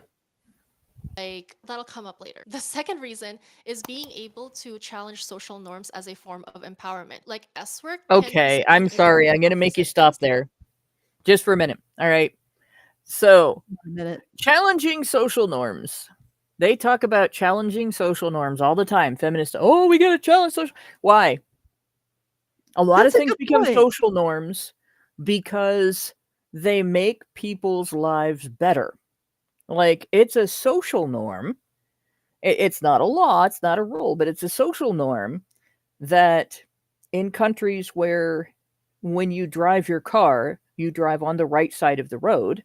If you go into a grocery store, you'll see most people have their shopping carts on the right side of the aisle. And if you walk up and down the street, you'll see that when people are going both directions on a sidewalk, the social norm is you move to the right, in the direction that you're going.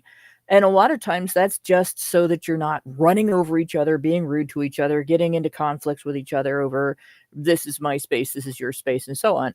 And it's a social norm that exists to facilitate peaceful relationships between strangers. You have a relationship in that moment. We're going to share this space for a minute. I want to get the beans.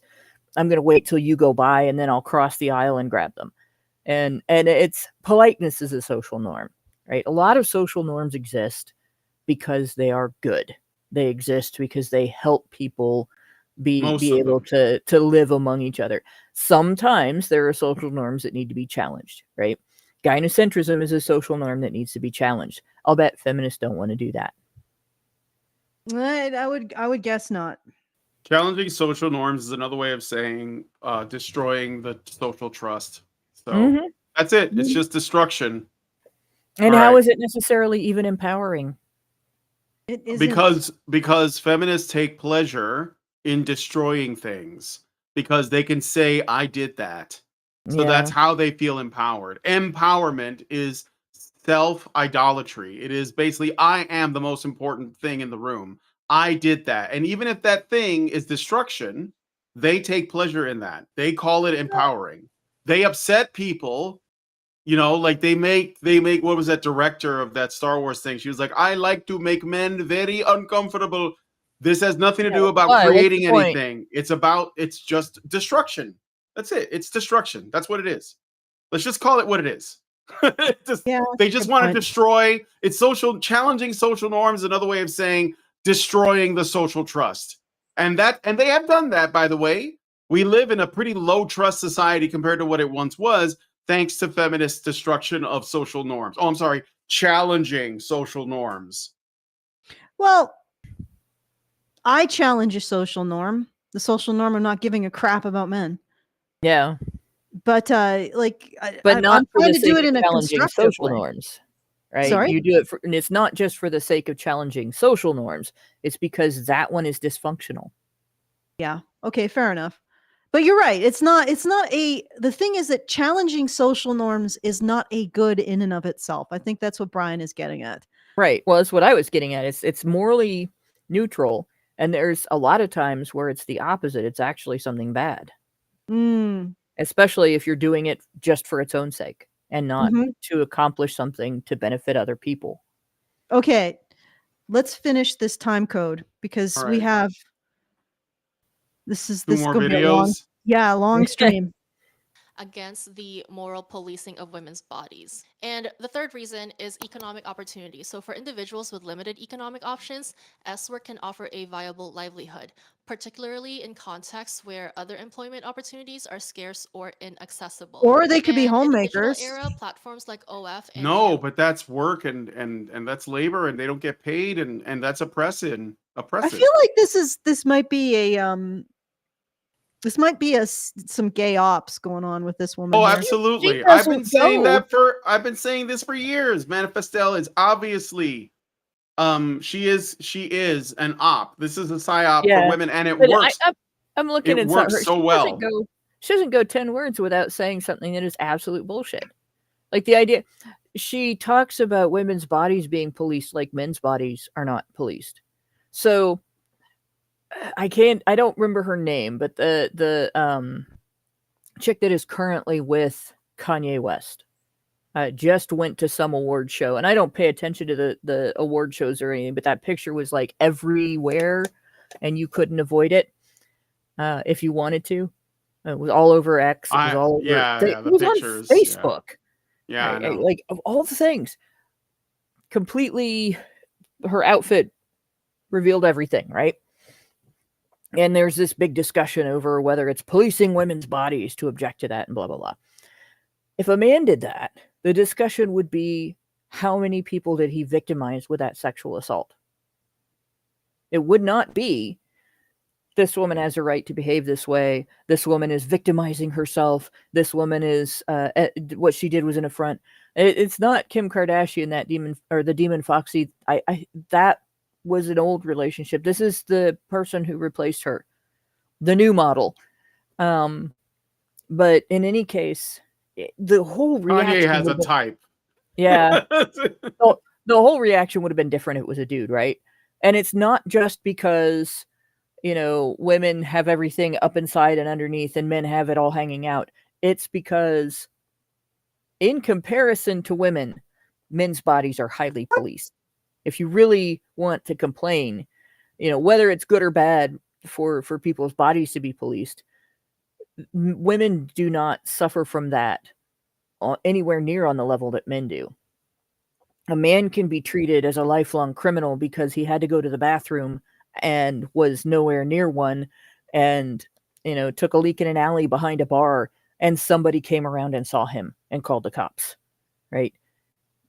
This woman went to a highly publicized event where pictures of her were going to be plastered all over the internet, where she was going to be on media everywhere, where the people there were people who were there to work. It was their job to be there. They could not avoid her, and plastered her nudity in front of everybody all over the place, right? That isn't a sexual assault, but happening to be in a back alley urinating on the wall when somebody comes around the corner is.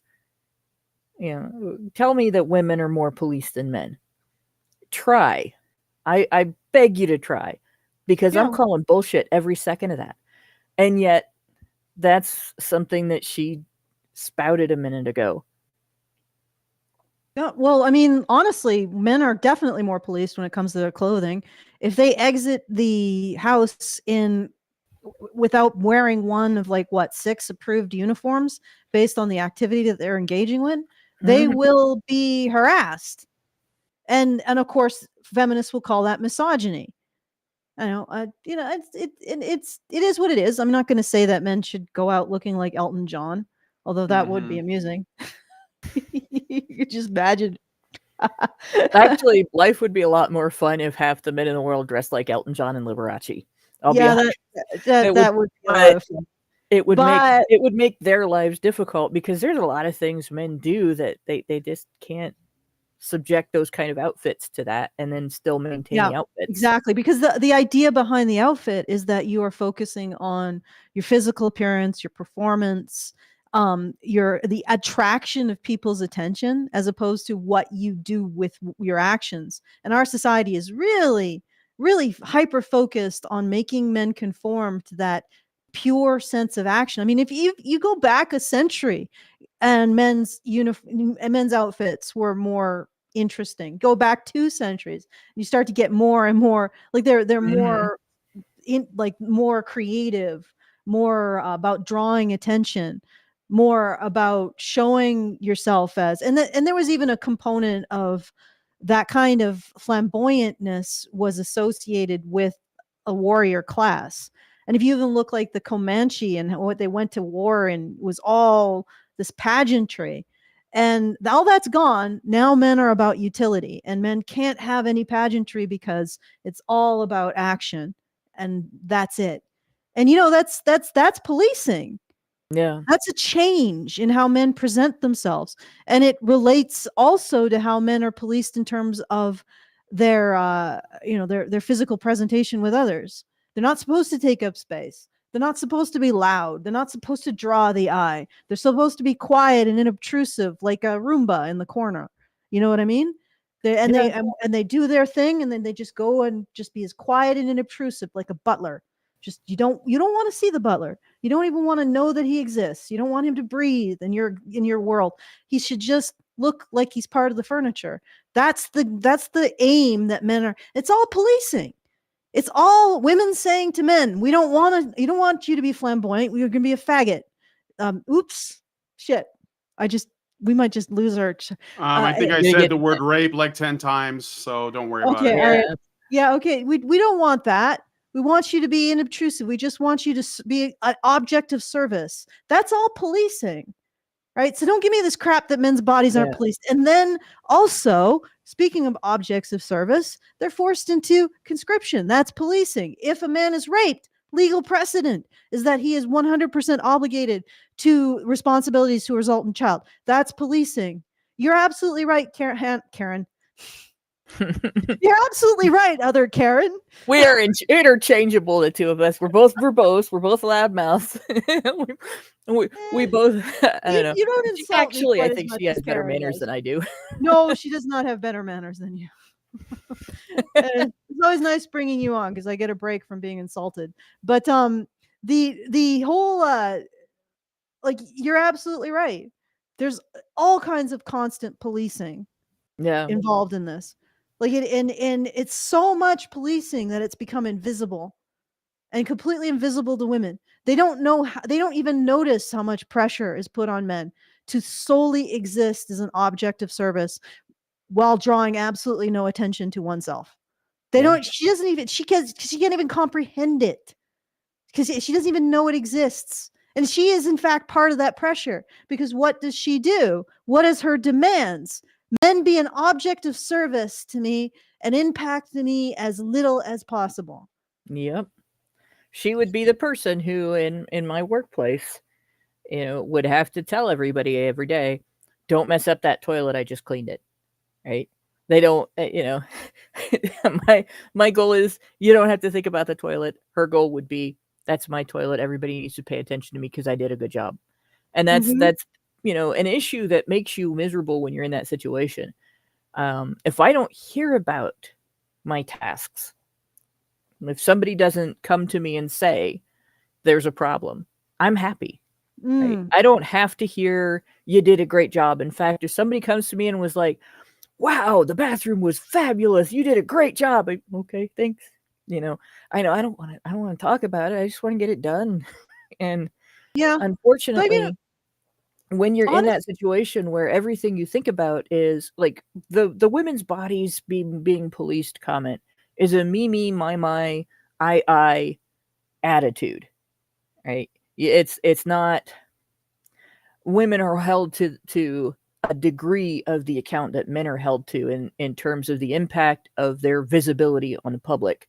It's how dare you make me feel bad about anything, and you can decide how I feel, and because I'm always thinking about what you think of me, and I'm always thinking about the response I'm getting from you. I'm never thinking about the impact I have on you. And that's basically what she's done this whole conversation. And the second half of that, her not going 10 words without pissing me off, is this economic thing. All right. It's not that there's a shortage of jobs. That's not why sex work exists. All right. There's a shortage of jobs that are as easy and fun as sex work can be when you have the ideal sex work situation versus jobs that involve things like scrubbing a toilet. Right?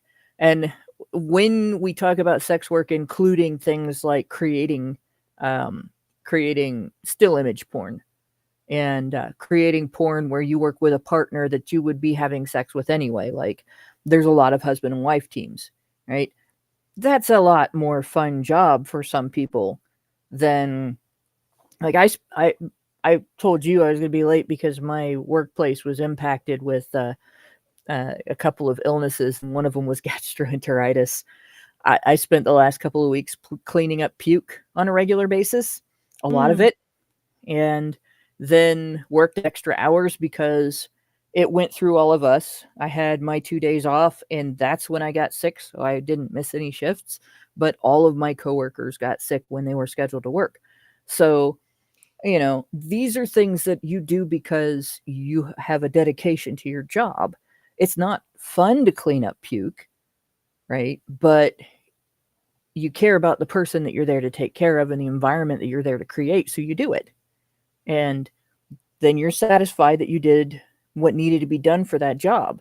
And you've taken care of the individual and you've taken care of the environment. And when you leave and the next shift comes in, things are as they should be. And that's highly satisfying, even if the work includes aspects that really suck, that they're not fun. Women don't go into sex work because they can't find another job. They go into a sex work because it pays more than another job, or because they don't want to clean up shit and puke, or sell people things, or be someone's secretary and take dictation, or get an education and work in a lab, become a doctor or lawyer or whatever, or because they're addicted to drugs and they don't take care of themselves. Some sex workers, they're not necessarily victims, but they're in a bad situation and they're continuing to make bad choices because of it. All right. But that's this idea that women go into sex work because they can't get other jobs is bullshit. Sorry, she doesn't understand the agency again. The agency involved in this. I'm just going to say she's lying again. Yeah. She lies. That's it. She's a liar. And women buy it because they want to. They really want to believe it, so they believe it. It's so easy. It's so easy. You can make like so much money if you just like played into the victimhood narrative. Not that I suggest it because it's lying and I think that's immoral, but that is what she's doing. All right, so we've been going for like almost 2 hours now. So should I move on to the next thing? Yes. All right, which one do you want to do? I Married a Monster or The Village Disappeared? The Village disappeared. Maybe the Village disappeared because women are no longer held to any standard. Like, why should women? Maybe they just didn't want to be around her because she was a bitch. Do you know what is meant by the village in this context? Do you know what the context of The Village Disappeared? Do you know what the village is? Okay, tell me. Well, let's jump to the time code. We'll let her tell you. So, this is the tricky one in a way. So we're gonna go. Let me see the beginning, I guess. Like a forgotten species in our modern day society. The job of being a mother, it feels a lot for one person because it was never meant to be for one person. Exactly. It was meant for a village. A village. Where's Oh God, it's the "it takes a village" narrative. Yes, it's the "it takes a village" narrative, which is literally commie shit. By the way, the village is well. Let's finish the soundbite here. Hold on. Why is nobody helping co-raise my kids with me like we used to? Hey, bestie. Oh my god, what is she wearing? All right, so the It looks like something village. out of the 80s. This is important for you guys to pay attention to, and this is like across most of this kind of content. What the left does is they marry a kernel of truth to a much larger lie so that it's harder for you to debunk it, okay? So the village is this idea, and I know that Natty has actually co-signed on this, and that's how I know she's been hoodwinked by this commie gobbledygook nonsense.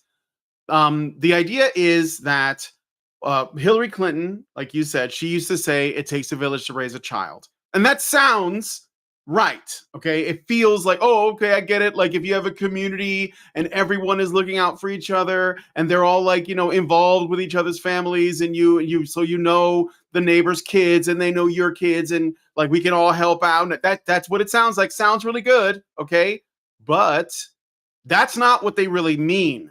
And I'll give you another example of a group that brings up the village as well, and that is Black Lives Matter. The group, the organization on their website, which they've since taken it down or changed it, but it remains, the internet's forever. You can probably still find it. They said that they disrupt the traditional nuclear family by, basically disrupting is sort of like challenging norms like the family, which means destroying it ultimately, and replacing like the family as it exists with, I believe they actually use every word except father, like mothers, aunts, grandmothers, and parents, which is just like whatever the hell that means. And BLM was run by some, a couple of fat black lesbians.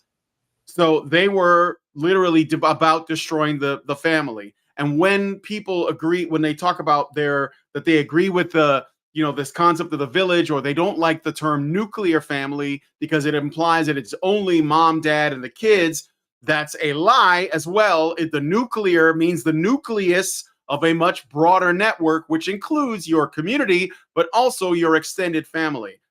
That's not communist, but this idea of the village is, because ultimately it's about removing the father and creating a system where there will at first have to be a state that essentially runs the family, kind of like our welfare state does. And then once the people have gotten accustomed to a situation where their communes are run by the women and basically the women, because the men aren't allowed to have any authority, then they will finally find like they've made the perfect social man or the socialist man, and then they can supposedly the state will just melt away because everyone will be on the same page, and then we'll have your utopia. This is all lies, but I'm just pointing out, when she says the village disappeared, she is not advocating for a family with a father present. She is not advocating for that. She is not even advocating for like an organically formed community, because if you lived like I live in a town and there are lots of people here that have kids and they're married and they've been together a long time, and there is not really going to be an issue of divorce. It's not really a problem around here. And the people do know each other and they have parties. When somebody has a birthday, everyone attends. That thing that she's saying is disappearing, it's not. It's just that where she's getting her info is social media. So there are women on social media who probably are not doing their due diligence, and they're lazy, and they don't want people participating in, they don't want to be a part of like raising children. They just want other people to do it for them. And so they complain that there's no village action happening, but that's just not true. So that's why I wanted to make sure that you guys have to understand that when these people, when communists start using language like social and village, they are lying. They're trying to get you to believe something that's not real. They're trying to they're using words in a very, very dishonest way. People already can form communities which start from families and often are based in some kind of faith that keeps people together. But of course, Manifestelle, who claims to be a Catholic, which is clearly another lie, she doesn't believe in that. And her concept of the village is basically like, you know, if men are present, they're just keeping their heads down and doing the work that women don't want to do. But they I don't mean, like Mormons, authority. like the Church of, or the one, the 7-day Adventists, the one that's like the crazy Mormons that all the other Mormons are like, we're not like that. That sounds Yeah. like that community. The That one with the sounds, sister wives. yeah, the sister wives. That sounds Yeah. 100% like that community. The men are forced into, like, they have to conform to the most strict moral standards. They're told who their wives are, you know, and the wives themselves construct these communities. And then the other thing is that what they're finding is difficult with getting rid of these Mormon, like specifically the Mormon polygamous communities, is that they'll get rid of the guy, the supposed head man, and then suddenly another one pops up. Mm-hmm. Because the women are the ones driving these communities. It's what they find with the terrorist communities. It's the Yeah, women that are these keeping the continuity of these communities, and they get rid of the men, and the women will just whoop together and then birth more men to lead the community and go out and be violent. And the authorities actually recognize this, and they recognize that it's almost impossible to get rid of these kind of culty communities. Like there was this one community, this like Christian, it was not really Christian, but it was like almost this very strange, sexually abusive cult. And the head guy disappeared, and now one of his wives controls it. It's like you can't get rid of these communities until you recognize the power that these women have to continue them by instilling the values of these communities into their children. The men these are women are the figuring it. architects of the thing they are claiming is their own undoing, right? They are the architects. And there's a couple of ways in which they are the architects. Like, first of all, like Brian said, the actual community around child rearing within families and neighborhoods and towns and cities and stuff, that's not disappearing. That's alive and well and thriving in households and neighborhoods, in large communities, in small communities, in schools, in churches. It's everywhere, right? What she's wanting is for it to be controlled by women and run by women. And when that happens, women don't get along. They alienate the hell out of each other. They can't agree on what the standards are, and they don't show any accountability in regard to doing this task. So when you cut out all the men, you cut the backbone out of the body that is the village. And now all you have is people who are doing it for their own image, people who are looking to get something out of it but not necessarily give anything into it, people who are not trying to be role models for the children, people who are not invested in the welfare of the children but are invested in their own welfare or empowerment, which, like, in my professional experience, the term empowerment means something entirely different than the way feminists use it, right? Empowerment is if you have somebody that on their own, they can't maybe walk very well, but you give them a mobility device and now they don't need somebody else's permission to get up and go to the bathroom. That's empowerment, right? Feminists don't do that. For feminists, it's more you're able to put your debauchery on display, and people aren't allowed to criticize you for it. That's their idea of empowerment. So when you take this notion of the village and you put other feminist values in around it and everything, what you're basically creating is a zoo, a circus, not a village. These women are not having difficulty finding what they're looking for. They're looking for something that was never the way children were raised, because if humanity tried to do it that way, we would have died out as a species eons ago. Yeah. Well, yeah, I think that it's just important that we understand what's going on here with this language. And it's funny because Manifestelle will make references to other feminist work to justify her claims, which is like basically the snake eating its own tail. Like they reference each other and they call it the truth, but there's no root from which it spawns that actually proves anything. So it's all like self-referential, like AI art. But anyway, let's listen to another clip because we've been going for a long time here. So evidence of the significance of children being raised by a village, why did society dynamics shift? Like, why did the village disappear? Okay. And to answer this question, we need to look at a few distinct shifts in society. And as we mentioned earlier, pre-industrialization villages were self-sufficient economic units with families collectively getting their bag. Okay, they're getting their bag together. It's always like a family business of some sort, craft making tasks, agricultural work. But when industrialization came, it brought about an economic shift where it dissolved these structures where people were collectively getting their bag, and instead everyone was individually getting their bag. They had to get a job individually. Like, factories are not hiring families, they're hiring one person. Okay, so No, they Okay, hire she's got that wrong. industrialization- Actually, that's not how that happened. In fact, whole families went to work for the same factory, including the children. Whole families went to work in the coal mines, including the women and children, until Hmm. rich women decided that women didn't belong in the coal mines. Didn't object to the children being there, though.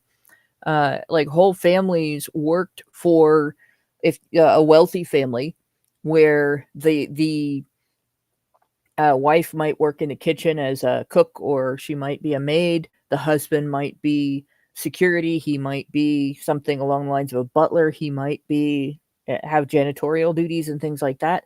And the children did work for many years, many decades, and a few centuries, in fact, during the industrial age, as people became less likely to do crafting type work or do any other type work that's replaced by the industrial complex. Whole families did go to work for the same entity. It was not unusual at all. yeah.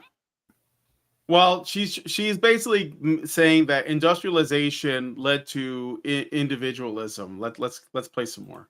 and it led to a shift from rural and urban living, and it just completely changed family structures. And here we see nuclear families replacing the extended family as the primary social unit because of, industrialization.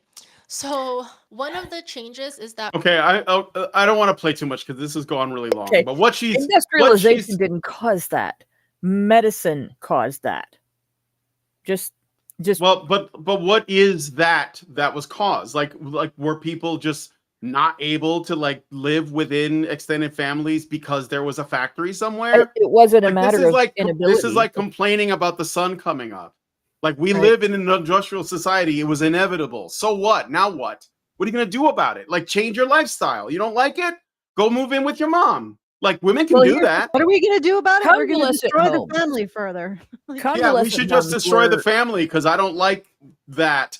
But I'm also not liking that while I'm sitting on the internet talking into a fucking microphone at the Right. world which was a product of industrialization. So like you're basically attacking the thing that you're using to attack it, and you're not offering anything as an actual solution. Like, if you But she's want to also live just called within an baseline. extended family, then live within an extended family. Make it a priority. The Mormons do it. The Amish do it. The Mormons still take advantage of technology. They're not like, oh my God, I have to choose between transhumanism and the Handmaid's Tale. No, they just live in a society with each other. They do it well. It's not an inevitable thing. That you're just complaining that the sun rises at this Well, point. she's complaining yes. about she sees a benefit and she's not getting it. She doesn't see Yeah. how the women involved in these communities are actually constructing the benefit for themselves. This is what's dangerous about women like this towards other women, by the way. She's complaining She that can't because other see- people have choices. She can't She's not see complaining how about not getting a benefit she sees. She's complaining because other people have choices.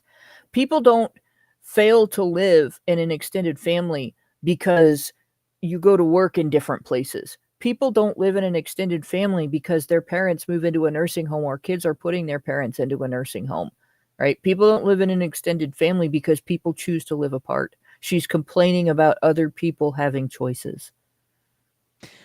Yes, but also those choices can be considered a benefit that she doesn't have, but the danger is that she doesn't recognize that the women in those communities, the actions of the women in those communities are in part what creates those women's choices and benefits. So what I'm getting at is women like this will look at something that you have built for yourself or you have built for yourself in community with other women and say it's unfair, because they can't recognize that your actions constructed that thing, that you have an unfair resource, and they'll destroy it. They'll attempt to destroy it because they think that you got it unfairly, even though you got it by virtue of your choices and actions. Right. See, that's the thing. She has the same choices as those other women. Yes. It's just that she's alienated the people around her to the degree that they don't want to live with her. Or, I mean, there's a lot of fragmentation going, but she's definitely not talking about the values that would lead to a woman having a community. Like the thing is, she talks about atomization, but everything out of her mouth is envy and competition and get your bag and secure your bag while getting his bag. It's like that. These are not the choices or these are not the things that you aim for if you want to be part of a community of like-minded people helping you, is what I'm getting at. So it's like the whole sitting in a pile of shit thing. She's choosing to sit in a pile of shit and she's not recognizing that her choices are putting her there. I know somebody in the chat said that she thinks that women should be public property instead of private property. How about not being property? Get out of the pile of shit. And the way that you do that is stop being addicted to having value for nothing. Like, the only things that have value for nothing are objects. People should have value for what they do and their wisdom, what they've built for themselves. Right. And this is the thing. This is the thing that women have to navigate, is that for a brief time in their life, possibly even less than half their life, they get a lot of value for virtue of just existing, a lot of sexual value. But then for the rest of their life, they don't. Right? It's gone. Goodbye. And what do you do then? And like I said, if they do not want to be sex objects, if they don't want to sit in the pile of shit, get out of it. You have to choose to get out of the pile of shit. Stop complaining about the pile of shit when you're choosing to sit in it. Get the fuck out of it. All right. You can play the next thing she's saying really quick, because I think she's about to reverse cause and effect here. All right, let's see. Urban homes, they can no longer accommodate extended families. And with the growth of the factory. So she says one of the reasons that people don't live in extended families is that urban homes don't accommodate extended families, right? That's backwards. One of the reasons that urban homes don't accommodate extended families is because of how long it has been common for people to choose to not live in extended families. If you don't have to have room for your parents to live with you because they're going to go into nursing care in a building full of people their age that are in nursing care, you don't need a home that is designed to accommodate an extended family. Like, that's just the way that it is. And so the market follows the needs of the consumer. The market follows what people will pay for. And if people aren't buying extended family homes because parents are going to live in nursing homes, siblings are making their own homes, people are moving hundreds of miles apart from each other. I live 1,000 miles away from my brother and his family. For instance, they moved to Florida, for their health, actually, because Ohio is not a very healthy place to live. Like, we're actually the reason the EPA exists. But I'm not kidding. I actually looked it up. There's quite a bit of truth to that. But in any case, this thing of people can't have extended families because apartments exist. Bullshit. If you want to have an extended family, you don't go live in an urban area.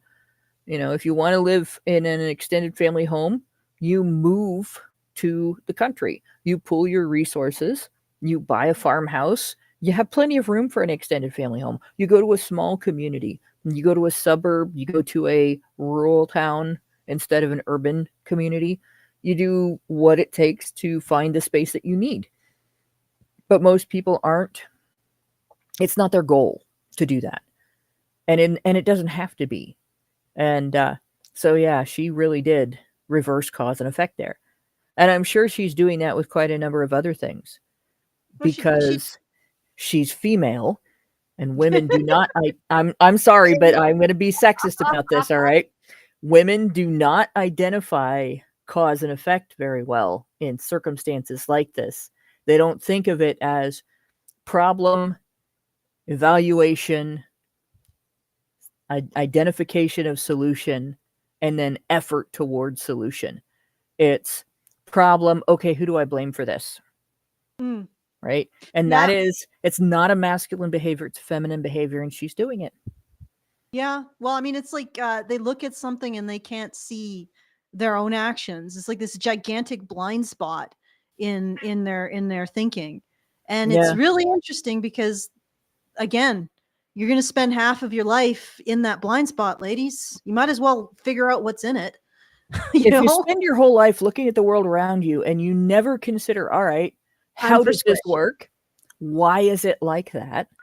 And instead, all you're considering is, how does this affect me and whose fault is it? Then you reverse cause and effect like that all the time.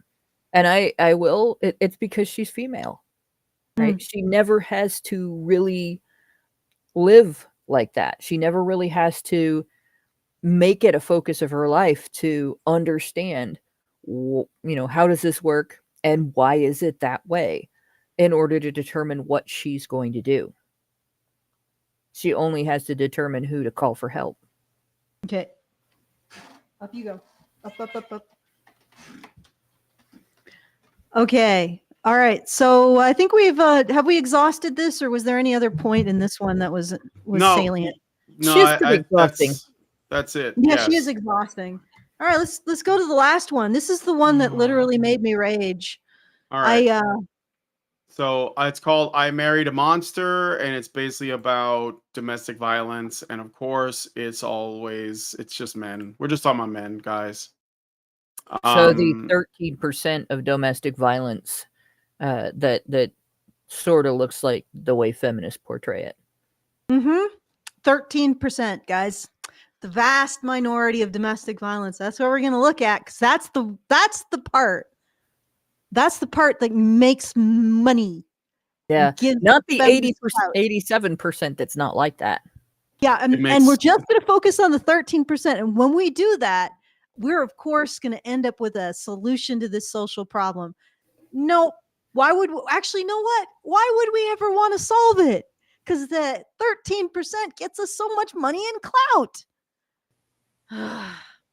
Yep. All right. So do you have if you have a specific time code in mind, I jumped ahead to the unfortunately, my cat closed all my tabs. Understanding the role of socioeconomic status.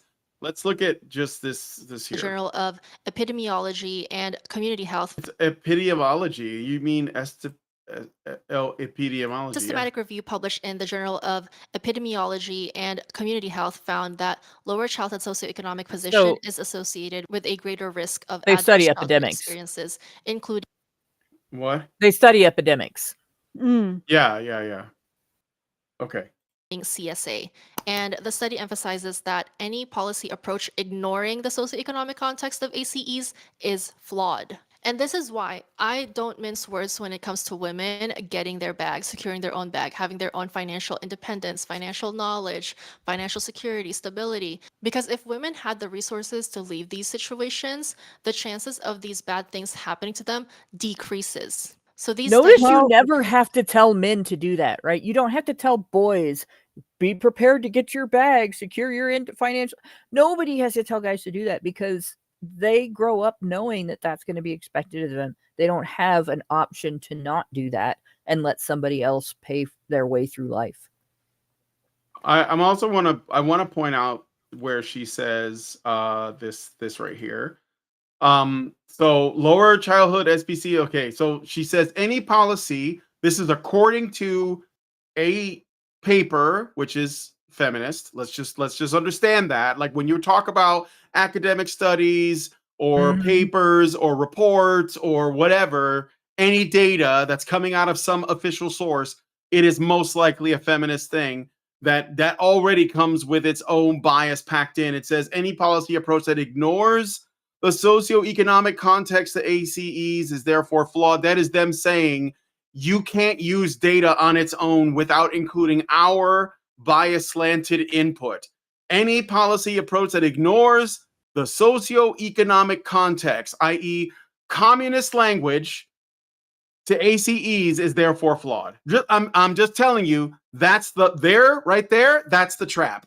Because from now on, if you accept this, then you have to accept whatever bullshit comes with it, and you can't look at anything objectively because socioeconomic context. And you don't know what that is because it can't be pinned down as anything like, like actually like solid or objective because it's all context. So like if two men like beat each other up and one of them is like, killed or raped or something, socioeconomic context suggests what? Well, which one of them is white? Which one of them is black? Which one of them has more money than the other one? Which one of them is gay? Which one of them is straight? It has nothing to do with whatever actually fucking happened because you have to include all this intersectional shit. So I'm just pointing out that right there, that's the important detail that she just glossed over. Like, well, the official sources from these people who are really smart, and you just have to believe they said this, so believe it. And those people are her people. They make appeals to their authorities, and they call it fact. It's like lightning struck the tablets, and they come down from the mountain, and they're like, "Behold, I bring you the 10 commandments of feminism." It's always men's fault. Actually, it's only one commandment. So that's Okay. what this is. I just want to point that out. So you guys Well, yeah, see that. okay, now backing this up a bit, relationship between childhood socioeconomic position and adverse childhood experiences. It's essentially just saying that poor kids experience worse outcomes. Now, the policy implications, which there no doubt will be, is, I don't know, universal basic income or something. They usually go into this kind of thing. But the thing is that they may have inverse causality. It may be that these behaviors create poverty rather than poverty creating these behaviors. Yeah, But I'd it's also like like to point out. Yeah, go ahead. I'd also like to point out that looking at economic factors sort of is in contradiction to let's blame men. Okay, but what she's saying is that in order to prevent this from happening, women need to be able to pay for their own bills and work and everything. But then she'll also say that doing that is an unfair imposition on women. Honestly, I think this might be a mouthpiece for UBI eventually, that she's going to be saying that women deserve to get a certain amount from the government. UBI is universal. It's not even that. It's women BI. Yeah. WBI. Women basic income. Yeah. And I want to point out one other thing. It's not necessarily that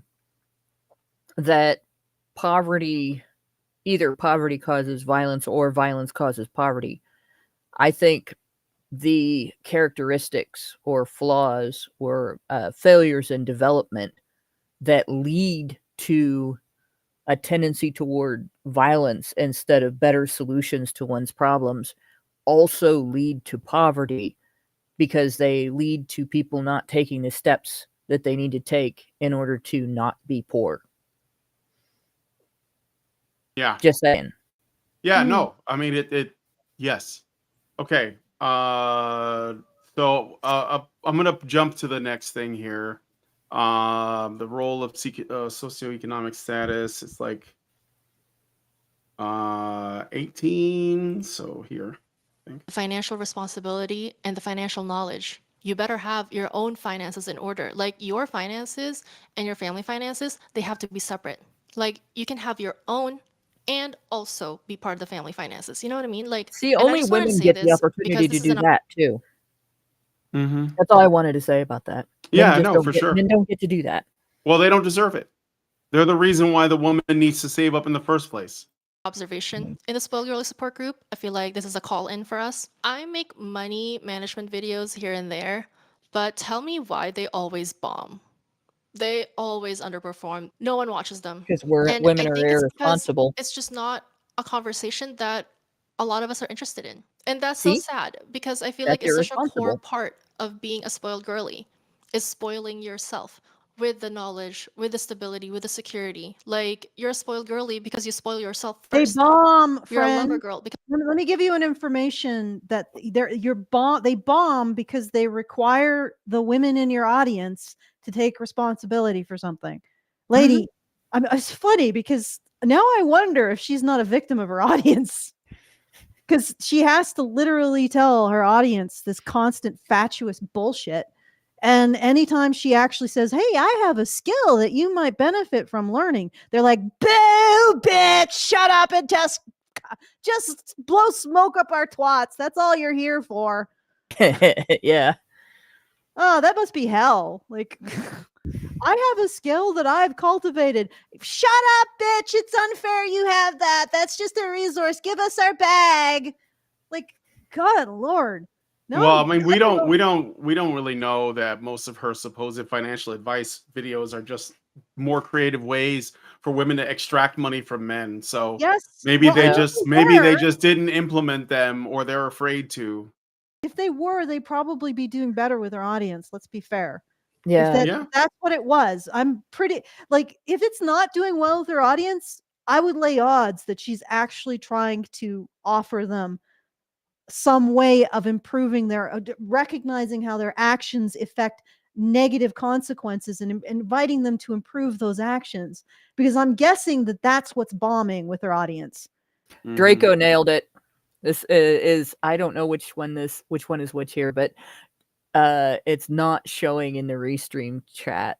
So I think it's the vertical. He said she is saying that a woman should always prepare to exit a family. Mhm. Why the Right. hell? That is really Oh what no, she is absolutely. saying That's what because, she's saying. Yeah. you know, And and that's why men don't get to do that, because you can have you could build a separate financial entity for yourself if you wanted to, right? If you had the selfishness and didn't, want to provide for your family and take care of your children that women have. The thing is, even if everything was in your name and not hers, and you kept it separate and you didn't make it part of the marital property, if you actually decided to exit the family, the court would still give it to her.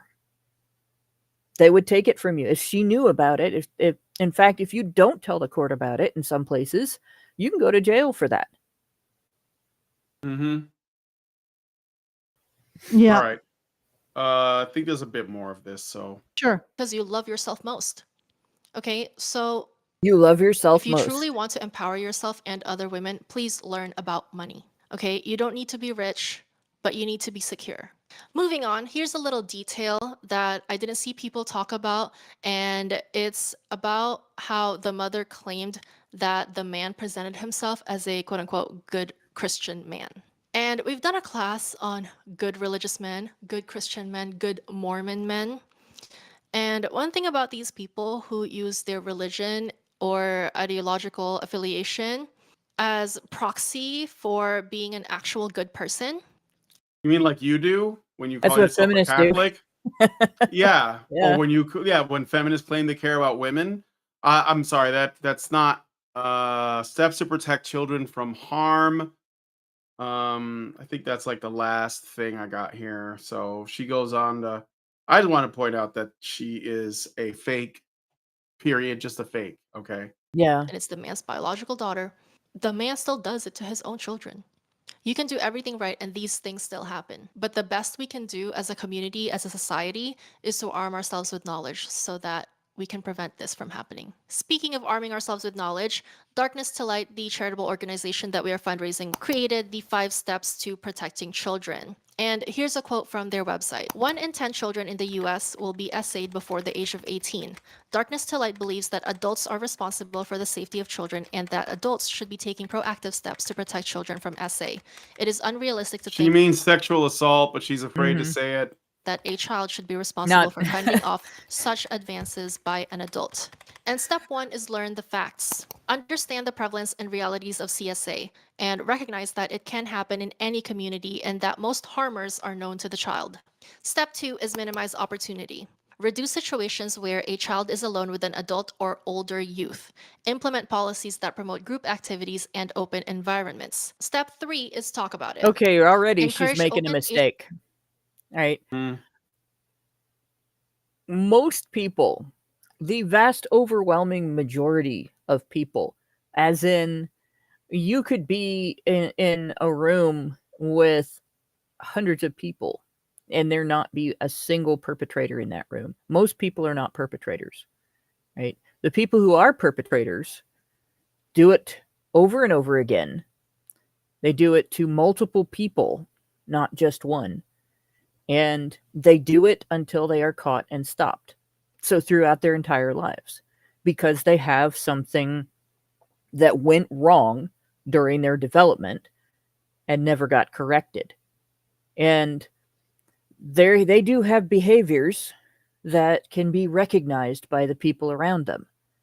And it is more likely for somebody to get sexually assaulted as a child, raped, whatever form of sexual assault takes place, by an adult that is being tolerated because people are afraid to criticize that adult's behavior for some reason or another.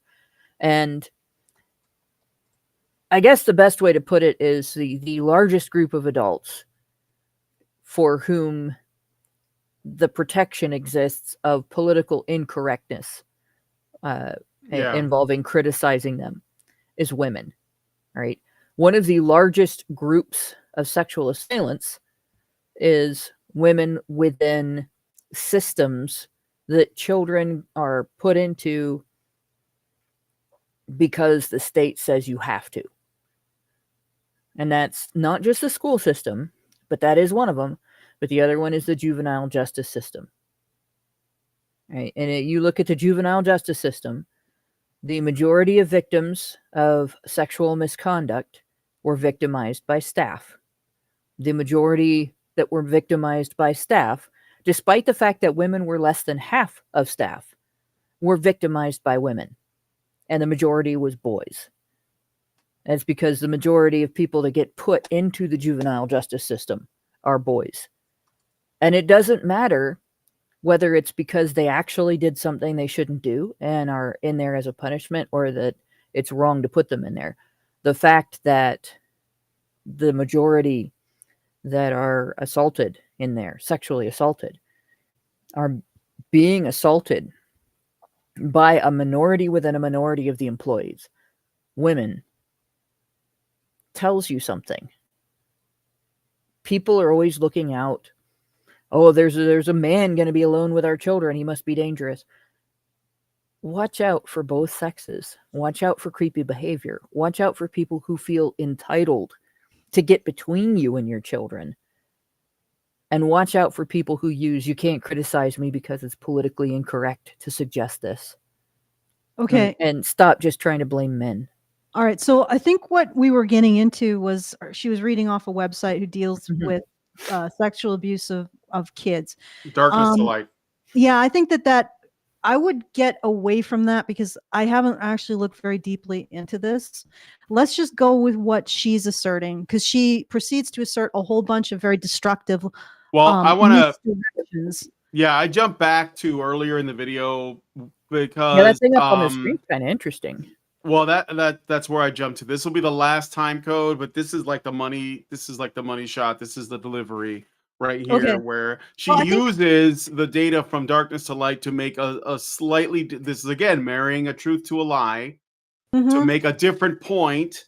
So let's let her say this, and then I'm going to turn my microphone off, and you guys can say whatever you want. Okay? Parents. Oh, there'll be And some I anger. always get pushback whenever I uphold the two-parent household setup for children, but the numbers don't lie. Every time a deadbeat father walks out on his children, every time a marriage dissolves, the children are not only subjected to a greater risk of poverty, which is trauma in and of itself, but the harsh reality that now they are significantly, statistically, 8 to 10 times more unsafe than they have ever been.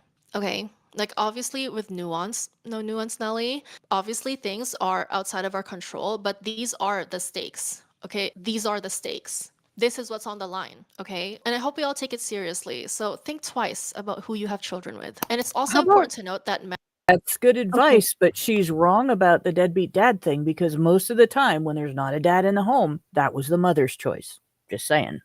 And also it's the mother's choice to have, a baby dad or be baby mommy number 2 with the guy who's obviously not a good idea. Like, who gives her the tingles, but doesn't have any kind of stable employment, or these guys are not like they throw out red flags like crazy. I don't understand why feminists can't see these red flags. Like, honestly, I mean, okay, let's keep, no, don't go, don't skip that. Because this is the money shot. But yeah, she's right. right. Women need to be more careful about, or actually recognize the red flags. Recognize that as a woman, you are going to be attracted to sociopaths over regular guys. Now, we Allison, used to have a whole what? I was going to say, though, here's the problem with that. If all men are trash, then how can women possibly pick a good man? What is the point in discerning when all men are garbage? So if feminists tell women that all men are trash, then women can't discern a good man because there are no good men. So whenever Right. she picks a Yeah. man, it picking can't be from based bad on men, yeah. values because men don't have values. They're not worth anything. So they will pick bad men because they're told that there are no good men. And that is good because when things go sour, then feminists can step up and say, see, men are bad. So Yeah. like they don't want to solve You're the actually problem. right. It's Yeah. like they say in a song. It's Because like they they say in the song, immediately- or like that guy says in the song. There's no good men, but you bitches stay pregnant. Okay, but you're absolutely right, Brian, because she then segues into this. And it's not just here, it's also later on. I sent you the link as well, the later on. She just goes on and on and on and on about how bad men are. But yeah, Well, and let's keep going. she puts up a statement that's probably from that website that's based on criminal allegations All right. or crime statistics that are a result of not counting it as rape when women do it. So if you define bank robbing as only black people coming in with a gun and holding up a teller, and anybody else that comes in with a gun and holds up a teller, it's not bank robbery, you call it something else, then of course the outcome, the stats you're going to get are, 100% of bank robberies are committed by black people. Well, it's because you defined everyone else out of it. Nobody would tolerate that because it would be obvious prejudice. But if you define rape to exclude being forced to penetrate or being forcibly enveloped by your rapist, right, then you exclude female perpetration against men and boys. And then Yeah, when but it's you set inconvenient. up statistics, when you exclude that and then you count the statistics on who gets convicted, of course you're going to get, almost exclusively men do this. When in fact, quite a number of women do it. Okay, let's get into these stats. Listen what she says about All them. right. So think twice about who you have children with. And it's also important to note that men are responsible for 90 to 95% of all reported cases. No, All that's reported not even cases. reported. That's not even reported. That's convicted. Convicted. That actually doesn't reflect who is engaging in sexual assault. It reflects who our society chooses to punish for it. This is completely misleading. And if you want to use this, then something like 90% of all sexual assault allegations are false allegations. If only convictions matter, rape and sexual assault is very rare. And also, false accusations absolutely dwarf, if only convictions matter, absolutely dwarfed by false accusations. Because the only grapes that happen are the ones that are convicted. So every time a woman reports a grape and it doesn't result in a conviction, that's obviously a false accusation. Like, this is the bullshit that comes out of their mouths. It's absolute crap. If you look at the surveys of people reporting on these kinds of actions taken against them, it's equal. In the last year, it's been found to be equal for like 4 years in a row with the CDC, except for 16, 17, where they changed their methodology, and we're still trying to figure out what they did. Well, whatever they did to change their methodology resulted in a non-response rate that was insane. Like, I don't know what the feminists did to that particular survey, but people were starting to no-sale it at an unbelievable rate. Who knows what kind of intrusive bullshit they were needling in to try to get the results they wanted. But anyway, for several years in a row, they found that in the last year, equal numbers of men and women reported sexual assault, like penetrative sexual assault or envelopative, however you want to define that. And the other thing is that boys report more sexual assault around the world than girls. Boys are at 6%, or 6%, and girls are at something like 4%. Like, so boys are being sexually assaulted more. There is now more and more evidence that a lot of that sexual assault is being done by women and girls. And then the other thing is that there are huge rates of sexual assault by women in the histories of male rapists. And there's also a longitudinal study that looked at this and found that being assaulted by a woman is the single largest causal factor. Now, the largest dual factor is being assaulted and neglect. But the single largest causal factor is being assaulted by a woman, for a boy to go on to assault others. And that's just a minority, by the way. So bullshit that this is some sort of thing about men. This is infuriating. And they always hyper focus on sexual assault because there's a confluence of social, legal, political factors, custom factors that lead to only the sexual assault done by men and boys being reported, while the sexual assault done by women and girls are poo-pooed. And that you should be grateful for that. You know, that's just the cost of doing business. You know, we are not at the point as a society yet. When it comes down to it, recently recognized that women sexually assault. It's going to take a while before we really understand the prevalence, and there is significant evidence that it is high. So this is not a male behavior. If you really want to protect your children from being sexually assaulted, besides the fact that you're going to teach them about boundaries, you're going to teach them to stand up for themselves, you're going to pay attention to the people that you allow them to be alone with. And you're going to make sure that you have a good, close relationship with your children so that they can come and tell you if they're uncomfortable around an adult or something happens that you should be concerned about.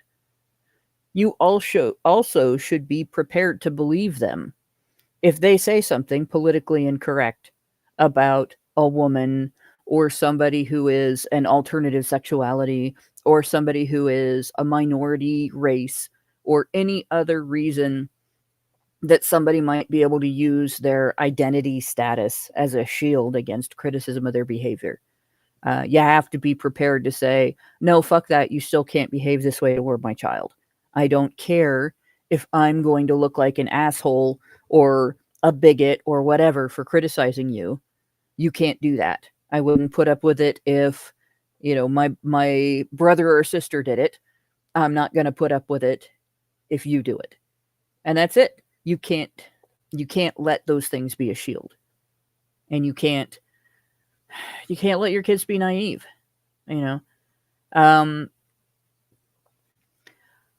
The teenager who raped me when I was a kid was brutally raped and beaten by his mother. It wasn't even a statistic. Oh, he's more likely to do this. It was a step and another step, right?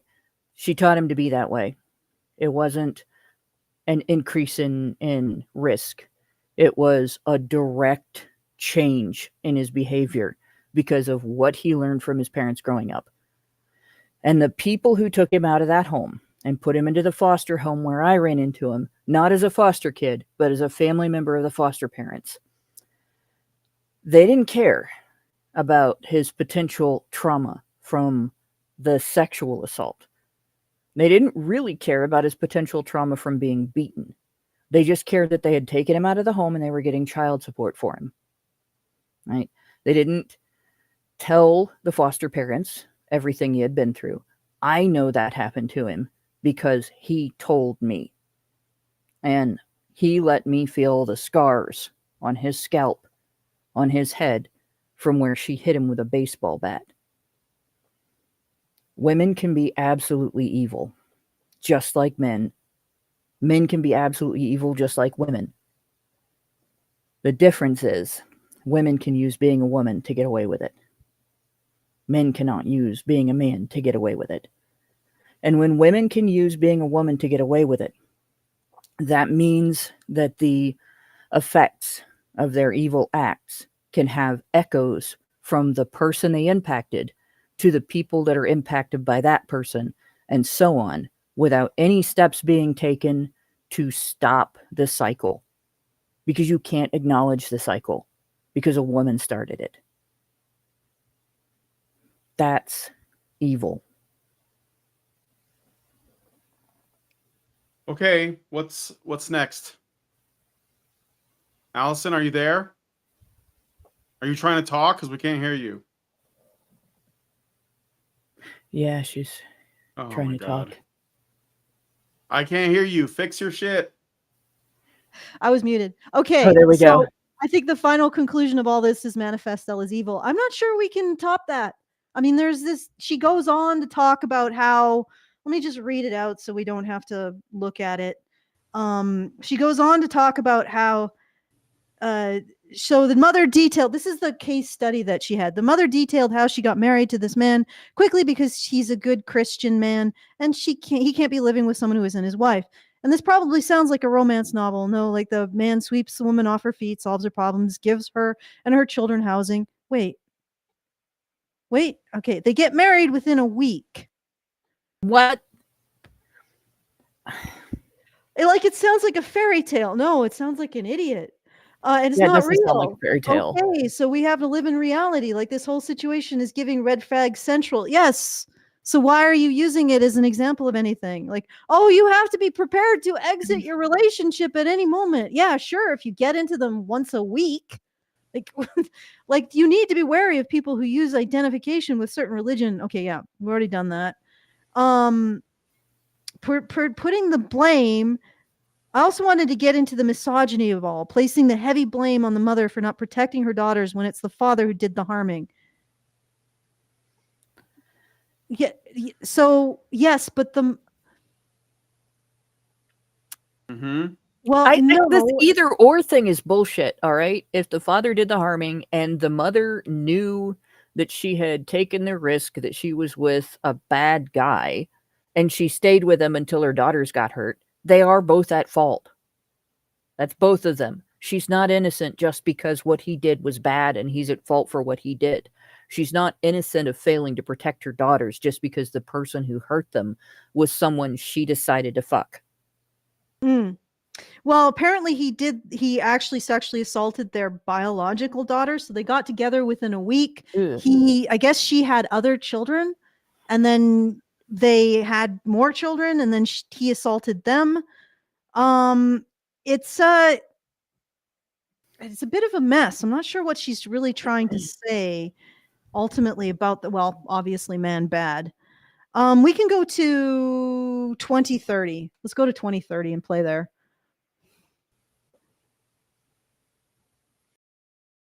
Psychopathic men, narcissistic men, harmful men like this, they can be very charismatic. They're so good at making you feel like you're high on cloud 9 about yourself. and then they make you That only dependent works if on you're them for that high. vulnerable. Okay, so you overlook everything The else Well, ego it boost. works. as long as you No, get your actually, supply. she's which right. She's right. Like psychopathic men have a personality style that for whatever reason women find deeply attractive. Not for whatever reason.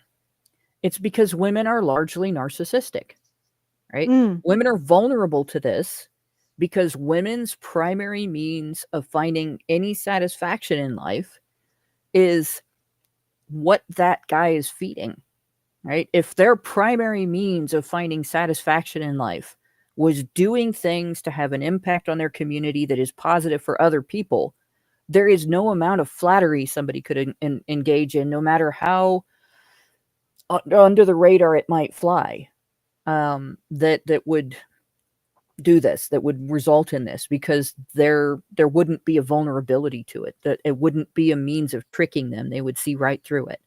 Mm-hmm. Or no, I agree. it just wouldn't be persuasive. It wouldn't I matter. agree, but it's something that women have a problem with generally.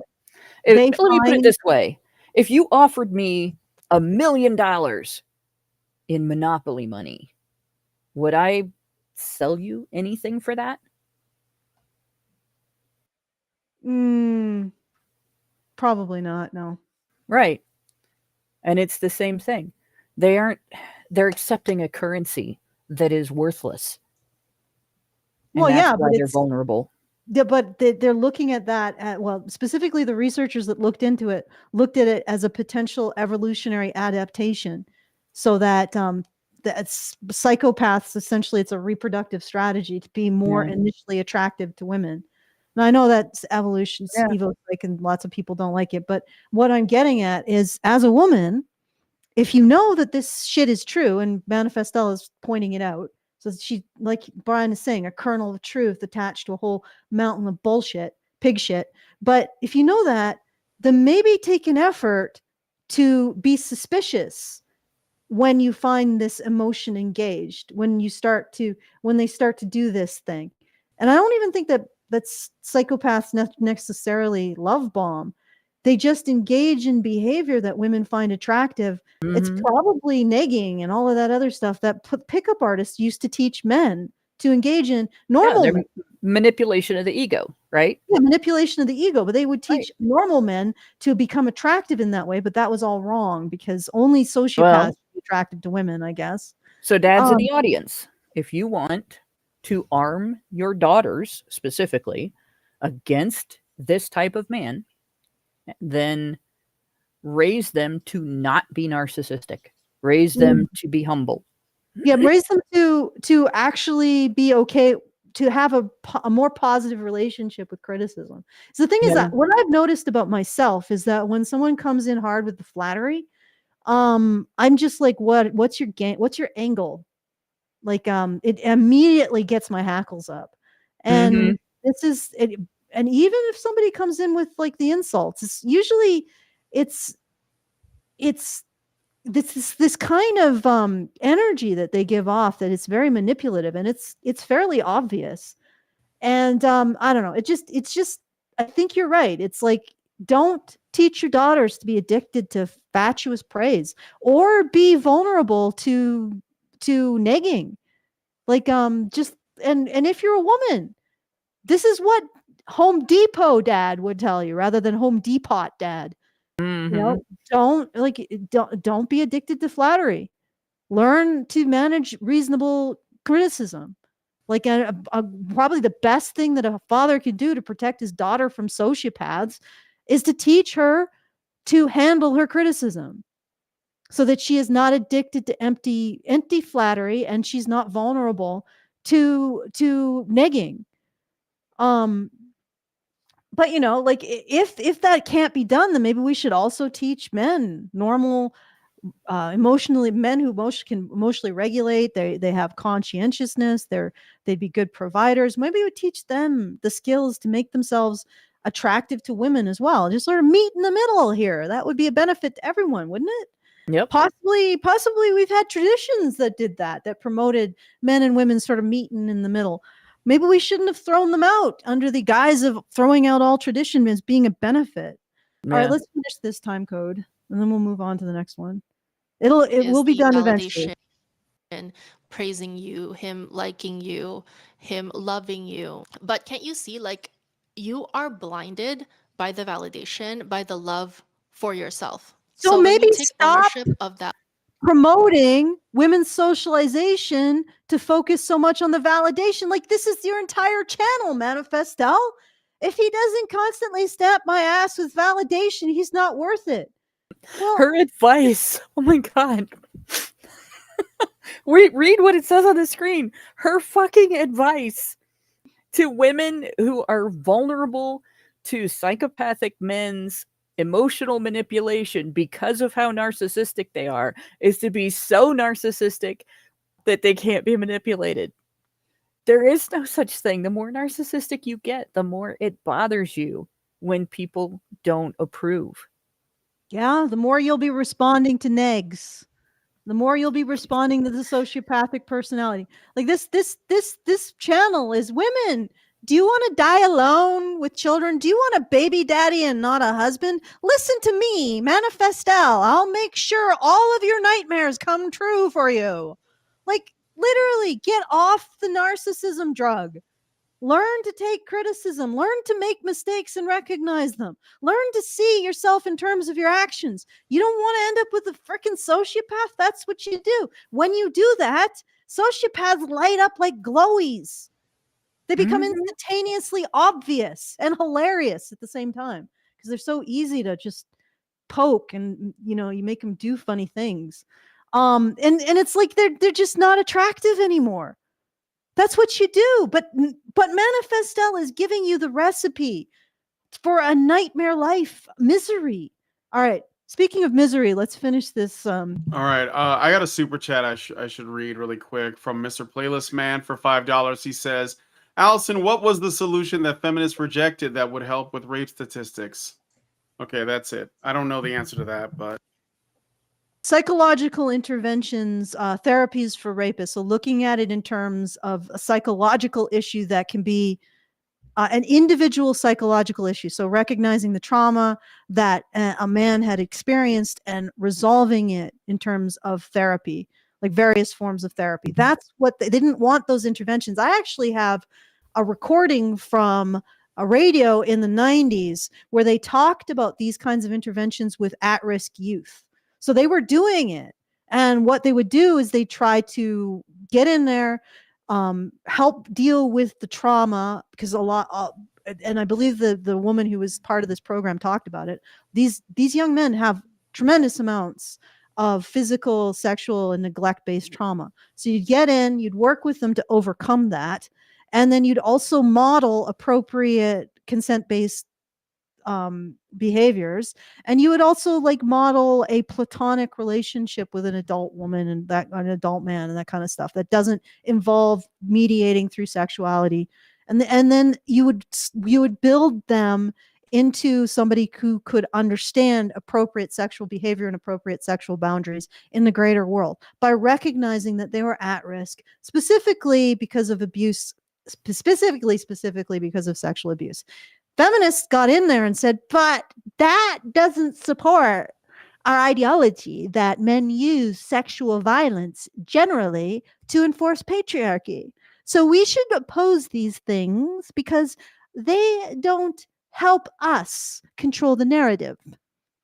So they basically opposed these kinds of interventions. It's why they existed in the 90s, and then suddenly we had a huge like crater of nothing, not doing that stuff.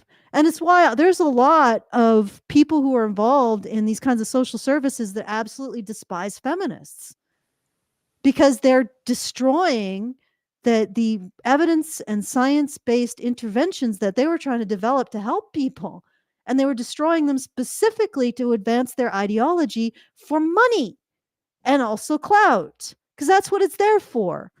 So, like, I don't, when I started this, I didn't want to think feminism was as absolutely vile and evil as it ended up being, but it's really vile and evil. Like, it's really vile and evil.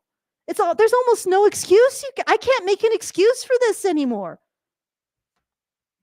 Anyway, All right. So what's the next time code? Or am I just playing more of this? yeah, so Egregious Charles says, I currently know a woman in a relationship with a controlling, abusive man, and he's all about the negging and praising, rarely, if ever. Yeah, that's the negging also plays on the ego because you now want to get that supply for your self identity. It's almost like that becomes the carrot and they just pull it along. But, like both the negging and the love bombing, the positive, the fatuous praise, they're both part of the same hook. It's like handing your identity to the praise of another person rather than basing it on your perception of your like what you see as your ethical system and you're developing your skills. So one is based on the outcome of your actions in the greater world, and the other is based on someone else's perception of you. And Home Depot dad makes his daughter addicted to other people's perceptions of them rather than developing her skills in seeing herself in terms of the ethics that she embodies and the skills that she develops. All right. Okay. Let's keep going. So I think we're losing audience. Love for yourself. No one can ever control you. No one can ever blind you. Okay. Like people with bad intentions, they hate to see a truly free woman, a truly liberated woman, a woman with high You self-esteem. Like don't they so say, hate to see it. Manifestelle. Satan tells on herself. Oh, I mean, because what do you peddle but just fatuous praise, an addiction to fatuous praise, which the corresponding downside is you are going to be controlled by anybody who withdraws praise. Yep. Including Manifestelle. All right, let's keep. Okay, actually, can we go to 1539? So that's the end of it, I promise. 1539. There we go. Okay. At least for reported cases, this argument that men who have resources are way more likely to control you and hurt you and do bad things to you and your children, people literally foaming at the mouth to give their 20-second think piece on a woman who just wanted better for her children, using this god-awful situation as a gotcha, as a See, I told you so. This is what happens when you're all about dating rich men. Blah, blah, blah. I mean, yeah, it is. Like, look what happened to her. It's just not accurate. All these studies on childhood adverse experiences isn't just a conspiracy of people who don't have anything better to do, okay? It's people who have been in the trenches helping children and their families whenever these cases This is arise. actually stolen valor that she's using from people who are trying to help children. She's stealing valor from them to present this. What is her conclusion? Let's keep going. Adverse childhood experiences, including SA, happens in lower socioeconomic status situations.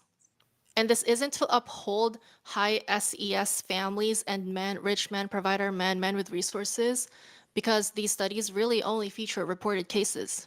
So in the event that these cases are highly underreported, So now it's important. now it's important to emphasize that there's a lot of cases that aren't reported. Hey, Manifestelle, you want to do some stats on those unreported cases, or the not reported to the police, but actually reported on surveys? Because I think you're going to have to recognize something pretty intense. The sheer rate at which women perpetuate sexual assault. All right. It's even more obvious when women tell on themselves. And I actually put a graphic in, and I thought I had the book next to me so I could tell you which book it was from. And I think I am wrong, and I don't have the book next to me. But yeah, no, that's not the book that I was thinking it was. But in any case, yeah, in a survey that was done where women were asked about motives for sexual aggression on a scale from total consent to using a weapon to threaten somebody to make them have sex with you, you have a whole set of different. So if you look at like Brian the came first, prepared. yeah, I sent him that. But if you look at the first set of that, like the first one is obviously that's consent, that's not aggression, right? And you initiated contact is just assertiveness. You overestimated your partner's desire. So that doesn't necessarily indicate that the individual acted inappropriately. But when a man does that, it's presumed that he's predatory. So from there on down, everything else in that list is stuff that men get accused of being predatory for doing, right? And this is, people will look at this and say, oh, it's such a tiny little sample size. But they've made allegations gender-wide against men based on studies with smaller sample sizes that had less straightforward questions and then were interpreted. You attempted to arouse your partner, right? Using my biology against me. You threatened to end the relationship. Okay, that's manipulation. You said things you did not mean. That's where feminists start accusing men of rapey behavior. Oh, you lied to get sex. That's rapey, right? You pressured with verbal arguments. They call that rapey. You questioned your partner's sexuality. That's abusive. That's genuinely abusive. And they would consider that rapey, right? So we're looking at, from you questioned your partner's sexuality down from beneath that, we're looking at things that are abusive ways to use sex. You had sex to make someone else jealous. That's abusive. You had sex to hurt someone. You had sex to end another relationship. And you're seeing these percentages are all, this is more than 1 in 5 women for every single one of these. More until you get down to gain something from a person in power. Then you're at 1 in 4. To express your anger at your partner, to retaliate against your partner for whatever, to gain power or control over your partner, right? And then number 15, feminists call that rape while he was drunk or stoned. Number 16. Number 17, by getting him drunk or stoned, right? That becomes actual substance facilitated rape. While he was a minor and you were not, 29.3%. All right. That is 3 in 10. That is just shy of 1 in 3. So a third of women in this survey admitted to statutory rape. And we're looking at, this woman talking about this as something that men do. Yeah. Something that men do to little girls. Yep. A third of women admitted to statutory rape. Did you want to go further down? Oh, yeah. Yeah. I wanted to emphasize that because this is something that we hear all the, most statutory rape, most molestation, it's male perpetrated, not according to women's own admissions. All right. By using your position of power and authority, 1 in 4. By taking advantage of a compromising position, right? 30%, so 3 in 10. By threatening to use physical force, almost 30%. That's 27.8, real close to 30%. So almost 3 in 10, more than 4 in 10, right? By using physical force, 1 in 5. 1 in 5 women has used physical force to make a man or a boy have sex with them. That is the definition of forcible rape. 1 in 5 women in this survey directly admitted to committing forcible rape. And then we have by threatening self-harm, and 8.9% admitted to using a weapon, like Machete Girl. I don't know if you remember that story. So, well, presumably a girl threatened a man with a machete in order to have sex with him. Oh, yeah. Yeah, she threatened him with a machete. He managed to, I think, survive the situation physically unharmed. She didn't actually cut him. But, obviously he's traumatized. You would be traumatized just by the threat with a machete because you've seen them. You imagine the damage something like that would do, even if somebody that wasn't that strong hit you with it. Someone with a machete. Right. And all over your body. It doesn't take that deep of a cut to kill someone. It just takes it to be placed in the right situation, the right spot. You don't have a whole lot of space, for instance, on your arm, on the inside of your arm, where a good deep cut, maybe half an inch or more, wouldn't be seriously life-threatening. And you're going to get that deep with a machete the way that you swing it, right? So that had to be absolutely terrifying for that guy, right? She wasn't convicted of rape. She forced him to have sex at machete point, wasn't convicted of rape. She was treated as a mentally ill person, which, yeah, that's a mentally ill person type behavior. But if she'd have been a man, she'd have just been imprisoned as a rapist. So we see this, and women admitting to these things, and there are news stories like that where women they've made the news for doing these type of things, right? And they don't make the statistics because instead of recognizing, that's forcible rape. That is the definition of forcible rape. Oh, she's mentally ill. We're going to put her in an institution and she's going to get treatment, but we're not going to call it rape because it's not fair to call it rape if she's mentally ill. Every rapist is mentally ill. There is no such thing as a mentally healthy rapist. Rape is a mentally unhealthy behavior. Nobody does that unless there's something wrong with them. It's not how you achieve intimacy. So the idea that women don't do this and it's only a male behavior is based on ignoring information like this, or excusing information like this, or shuffling it off to the side. Well, it's too small. There might have been flaws with the study. We're not going to pay attention to what women said about themselves, and taking cases like that and compartmentalizing them by not acknowledging the fact that something can be a manifestation of mentally unhealthy conditions and still be a crime. Yeah, and this particular, I guess we're going to have to figure out how to be able to show these kinds of documents on the. I know you can't see the whole thing, can you? No, you Well, can't. on the You can only see vertical, the- it's really small because there Right. isn't a lot of space to work with. So Well, maybe what we could do in the future is just change it to something that shows the document and maybe the person talking about it. But that requires a bit of discipline, I know, on the part of the part of your panel, Brian. That's what I mean. But the other thing is that this isn't isolated. When you actually define women forcing men to have sex as physical sexual assault, or you actually capture that activity, and you don't, like, the National Violence Against Women survey actually doesn't capture women forcing men to have sex using their vaginas as rape.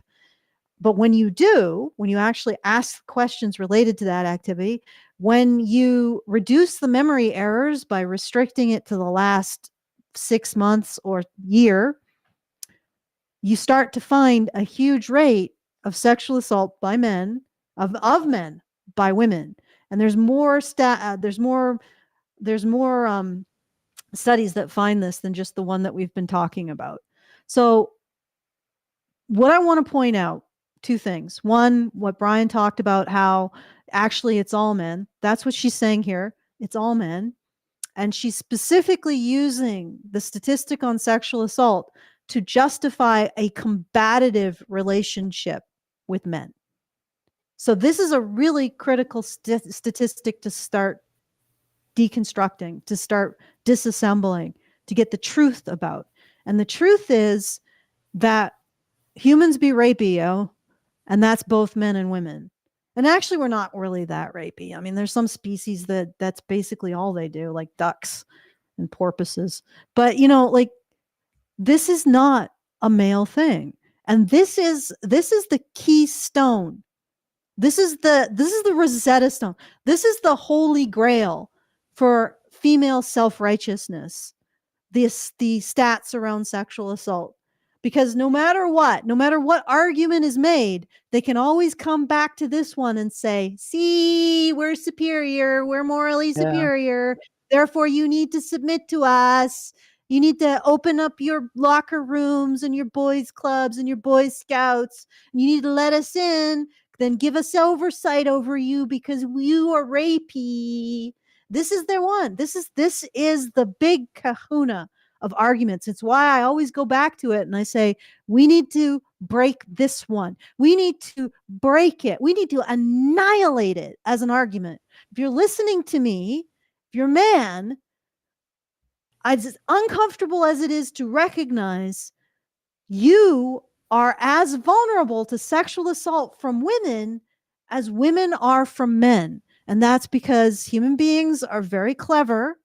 They use weapons. This is what these things are here for, is to use weapons. So it doesn't matter that men are stronger, because women will use coercion, they'll use threats of false accusations. Well, they'll use coercive situations like, if you don't do this, I'll get some guy to beat you up or something like that.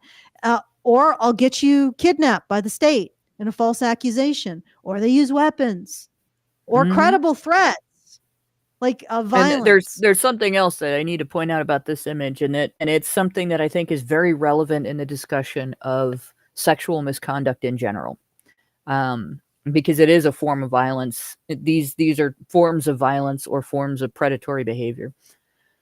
And this survey was a survey of college-age women.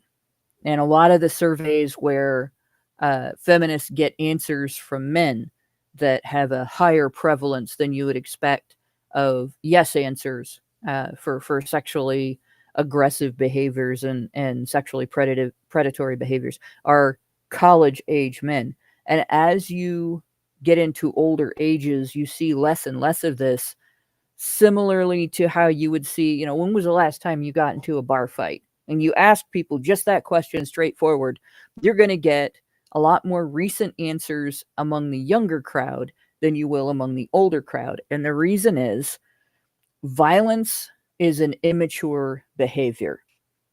Aggression is an immature behavior in general, because people, as they age and as they mature, they learn better ways of handling conflicts of interest between themselves and other people. And they learn better ways of gaining what they crave from other people. And they learn that aggressive means of obtaining intimacy may get you sex, but it doesn't get you intimacy, because the other person is not participating in an intimate manner. They're not on board with you. And so you don't get that experience when you engage in an aggressive behavior sexually, unless the other person is into that, which does happen on occasion. So you see, like, if you parent children, you see a huge amount of physical aggression in toddlers. Infants can't be aggressive because they don't have the physical bodily control. As soon as they start gaining physical bodily control, if you have children that are close in age, like less than 3 years apart, the older one will start beating on the younger one until you teach them not to do that. And you have to instill a sense of love and consideration and compassion for the other sibling, or they don't develop a sense of guilt over hurting the other sibling. And these types of things, as you raise your children and you instill those values in your children and you let them hash out their conflicts with each other and learn the benefits of negotiation and cooperation and compromise and things like that over using aggression to get what they want, you see their behavior change over time. Some people take longer than others, and so you end up with somebody that into their 20s and maybe their 30s even uses aggression and manipulation and other forms of non-cooperative behavior to get what they want from other people. And as a result, they're miserable and they make other people miserable. And this is kind of a reflection of that. And I would put money on it that if you ask exactly the same questions between men and women, and you do it in a way where they don't think they're admitting to a sex crime when they answer the questions, you will get more yes answers from women at the same age group, in like college age and in their 20s and in their 30s, on this particular subject, because they're less likely to have learned those cooperation skills, those negotiation skills, the value of everything else that's not aggression and manipulation, as a means of connecting with other people and getting the result you want in your encounters with other people. They don't have the same consequences growing up so they don't learn the same lessons. Whereas boys do have those consequences, and they do learn those lessons. They do learn that they're not going to be able to get away with that, and they also learn that they're not getting the result they want. I thought that was important to point out. And then I will also say, I hope I can pronounce this last name, Pepito says Spezaguzzi. Spezaguzzi, pointed out this is the correct title. This is from Anderson, PB, 1998, Women's Motives for Sexual Initiation and Aggression. PB Anderson and C. Struckman Johnson, eds, Sexually Aggressive Women, Current Perspectives and Controversies. And I have that book around here somewhere. So do I. Yeah, it's All right. it's an important book if you want to understand that particular subject. So Okay, so let's finish this time code because ultimately it's her Manifestelle talking about how it's all men. Incidentally, it's not all back men. to her video. Men Yeah, engaged in sexual assault are of a tiny minority. They are genetically distinct from normal men. I keep saying this, and I need to harp on this. They're more distinct from normal men than gay men are from straight. So they are a tiny, disturbed minority. And so let's finish this off. In high SES contexts, I think the bottom line is rich men, poor men, average men, at the end of the day, they're all men. Okay, so like for all the people literally foaming at the fucking piece of yeah. There's the Duper's Delight grin. Imagine being happy about thinking that all men were rapists. Like, wouldn't you be terrified? No, she's happy about lying about this shit. Yeah. She knows that this is a manifest lie. And yeah, you're right. You're right, Brian. Really believe that. It starts with why don't you choose a good man, and it ends with no men are good. So how do you choose a good man? Like Brian called it from the beginning, probably because he's been on every step of the journey into this woman's. And the thing is that look at her channel. Do I have huge. To? Yeah, no. Her and the other female dating strategy women, gigantic. Women love this. Oh my gosh! They don't love this from FDS. Yes, she's female dating strategy. She's spoiled girly. She is one of them. And it's huge. Like this is a huge marketplace. Telling women that they're right, blowing fatuous praise up their ass. And then sell PUAs. Yes, and it's like, and if men don't do this for you, then kick them to the curb. Well, okay, that's not how it works. But regardless, so absolutely terrible advice for women. Terrible life advice. The kind of life advice you're going to end up living in a nightmare if you follow. But it tells you everything you want to hear. She tells women everything they want to hear.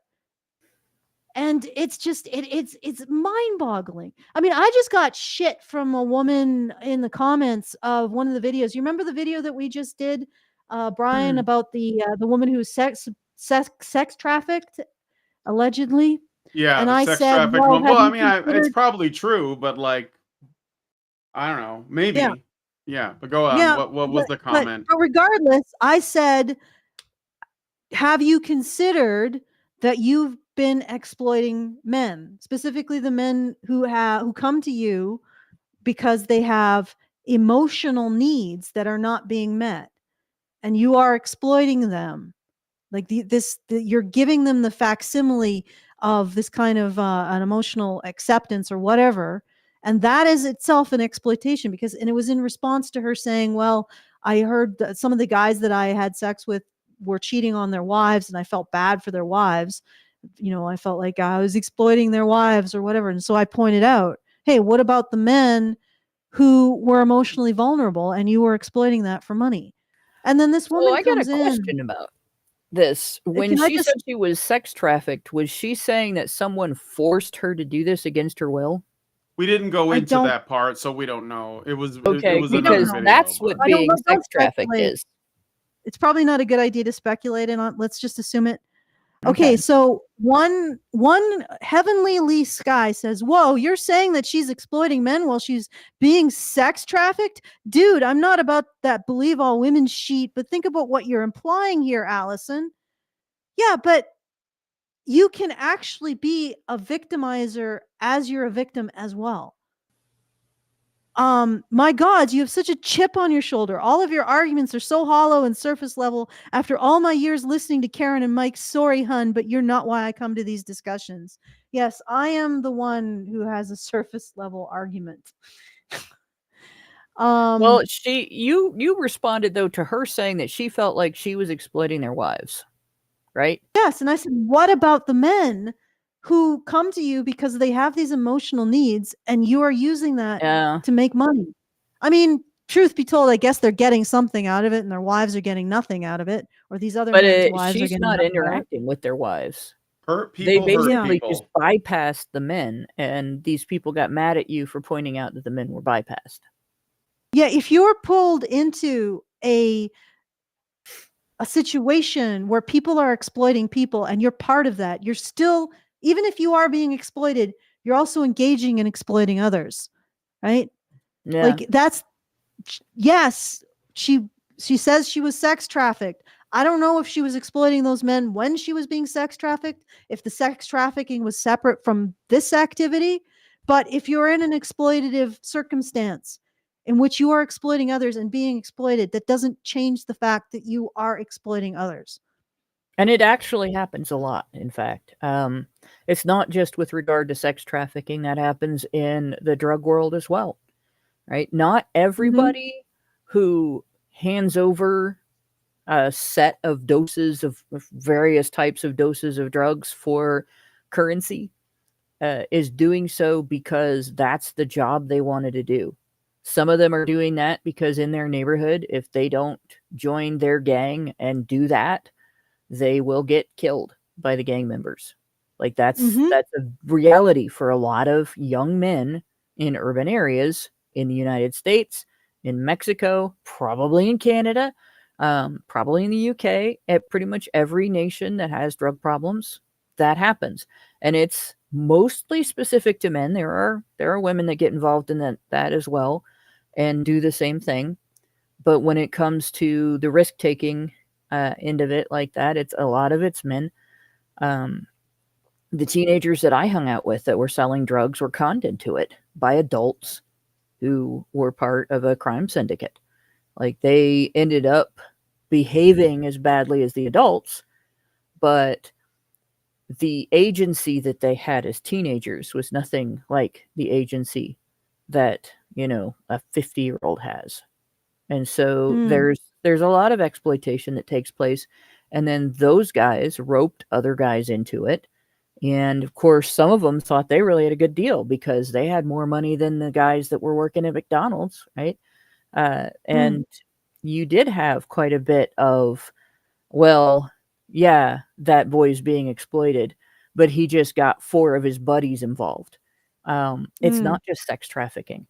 And people care a lot about it when it's women and would never, ever criticize them for roping other women into it, even though a lot of sex traffickers are women who may themselves have been trafficked, but then they rope other women into it. But they would absolutely criticize those guys. So I think a lot of times when you have something going on like this and you get criticized, it's not compassion for the trafficking and the exploitation, the circumstances that the person you're criticizing are under. It's the fact that she's female and they're a bit gynocentric. So therefore, if she is suffering adversity, it reduces her accountability in the situation in their eyes farther than it would if she was male. Yeah, and that's infuriating. So I responded with, oh goodness, things are not popping up. Never mind, doesn't matter how I responded. I basically said, well, why can't we talk about that?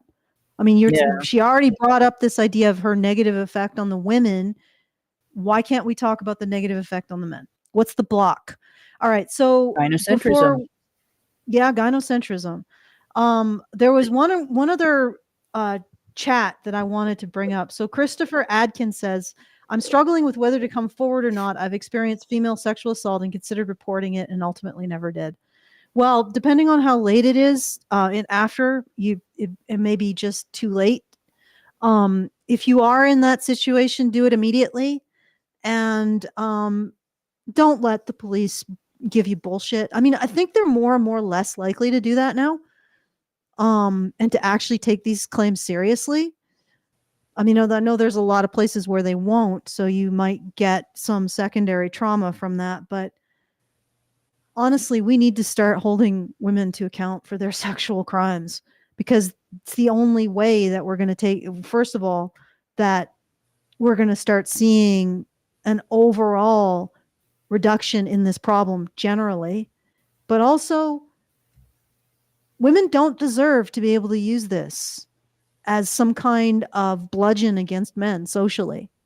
Like this is the thing they always go back to. Like Manifestelle, this is her excuse for why she gets to treat her relationships as men as battlegrounds. This is it. And yet it is a lie. And you can even see on her face that she must know that this is a lie. Like that is not an honest face. That is not a face you trust. All right. So I think we have a super chat. Yep. Sort of wake you up there, Brian. Xeranx gives us $5 and says, it's not like the NXIVM case where a woman who is said to have spurred on branding people is also considered a victim. Allison, can't happen /S. So he's in sarcasm. The NXIVM is like a sex cult. There were sex trafficking or something. And one of the women, I think the one he's talking about was, I can't remember her name, but she was on she was an actress on a show called Smallville. Allison Mack, I believe her name is. And yeah, they were like branding people and stuff. I mean, Hollywood, I don't know if you guys noticed, but Hollywood has a problem with sex cults.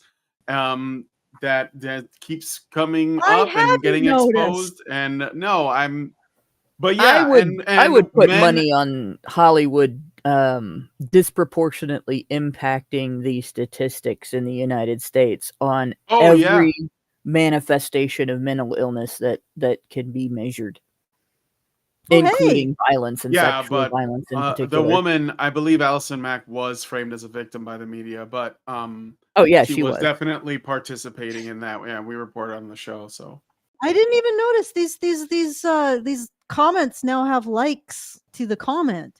And this one seems to be circulating between 4 and 6 for some strange reason. Hey, could you decide to like it or not like it? Whoever's clicking that. All right. So it might not be the person. It might be the system. That happens with me too. I like something, and then a few minutes later, I look and it's disappeared. So we're just seeing censorship in real time. That's fascinating. Oh, yeah. Quite possibly. Okay. Or rejection of your privacy settings can be people an can issue reply as well. to super chats too. Yeah. Take the thumb off a bit there, CIA. You're really triggering my Asperger's. All right. So I think that's good. I mean, I think we've pretty much it was definitely thorough.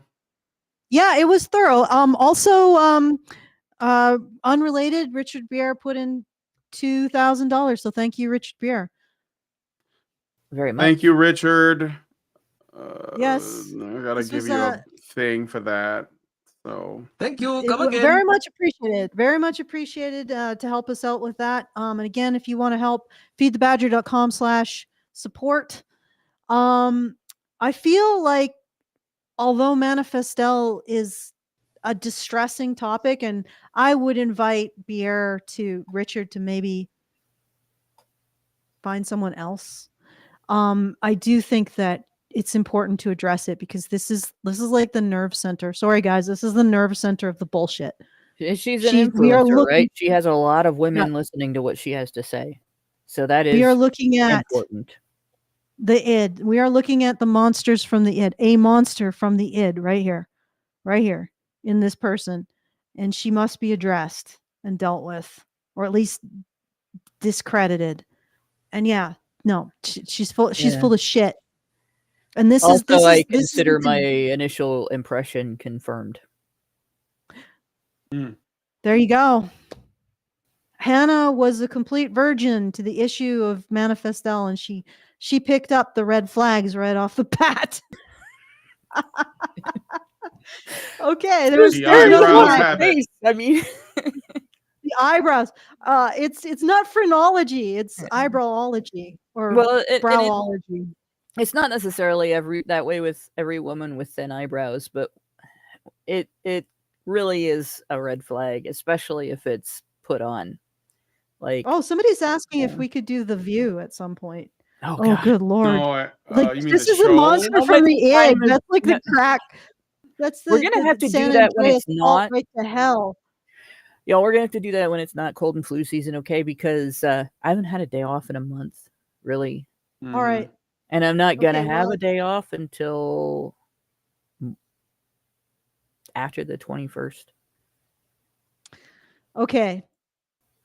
Well, we won't do that anytime soon, and it might have to be a request. All right. So, once again, if you want to support the show, so apologize for my peach impediment. If you want to support the worse. show, please go to feedthebadger.com/support. Every bit helps. So, $5, $10, it's all of it is the $5 or $10 that got us over the top. So feedthebadger.com/support. Do it because we exist, because you guys make sure that we continue to do this when we are able to continue. And if you want to send us a message at any time after the show is over, feedthebadger.com/justthetip.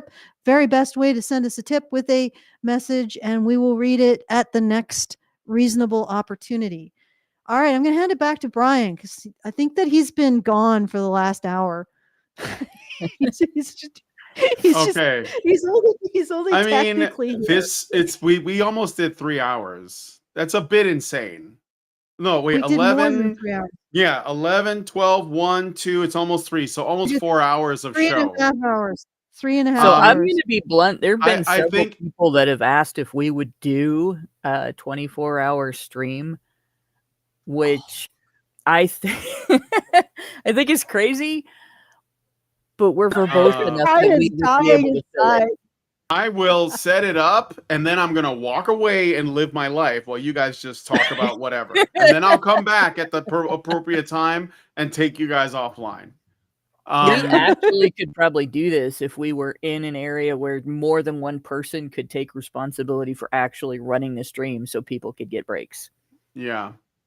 But Yeah. it would have to be sometime when we go to a gathering. I gotta read Super Chows. So Pepito, thank you, gives us $10 and says, "Honey for the Badger, thanks for the long format show." I'm not gonna say you're welcome because I don't want you to feel welcome to that. And then Richard Bier gives us $5 and says, "I wonder just what the correlation is between the sexual degeneracy of Hollywood and the infestation of communists in Hollywood." Well, I'm going to consider that question rhetorical and just leave it at that. Okay, so that's all the Super Chows. Thanks, guys, for coming on the show. And if you like this video, please hit like, subscribe if you're not already subscribed. Hit the bell for notification. Leave us a comment. Let us know what you guys think about what we discussed on the show today. You'll find links to all 4 videos in the description. Thank you guys, and please share this video if somebody has 4 hours to spare. And yeah, thanks guys so much for coming on today's episode of the Rantzerker, and we will talk to you guys in the next video. Men's rights activists are machines, dude. Okay? They are literal machines. They are talking point machines. They are impossible to fucking deal with, especially if you have a couple dudes who have good memory on top of that too. Holy shit, you're fucked.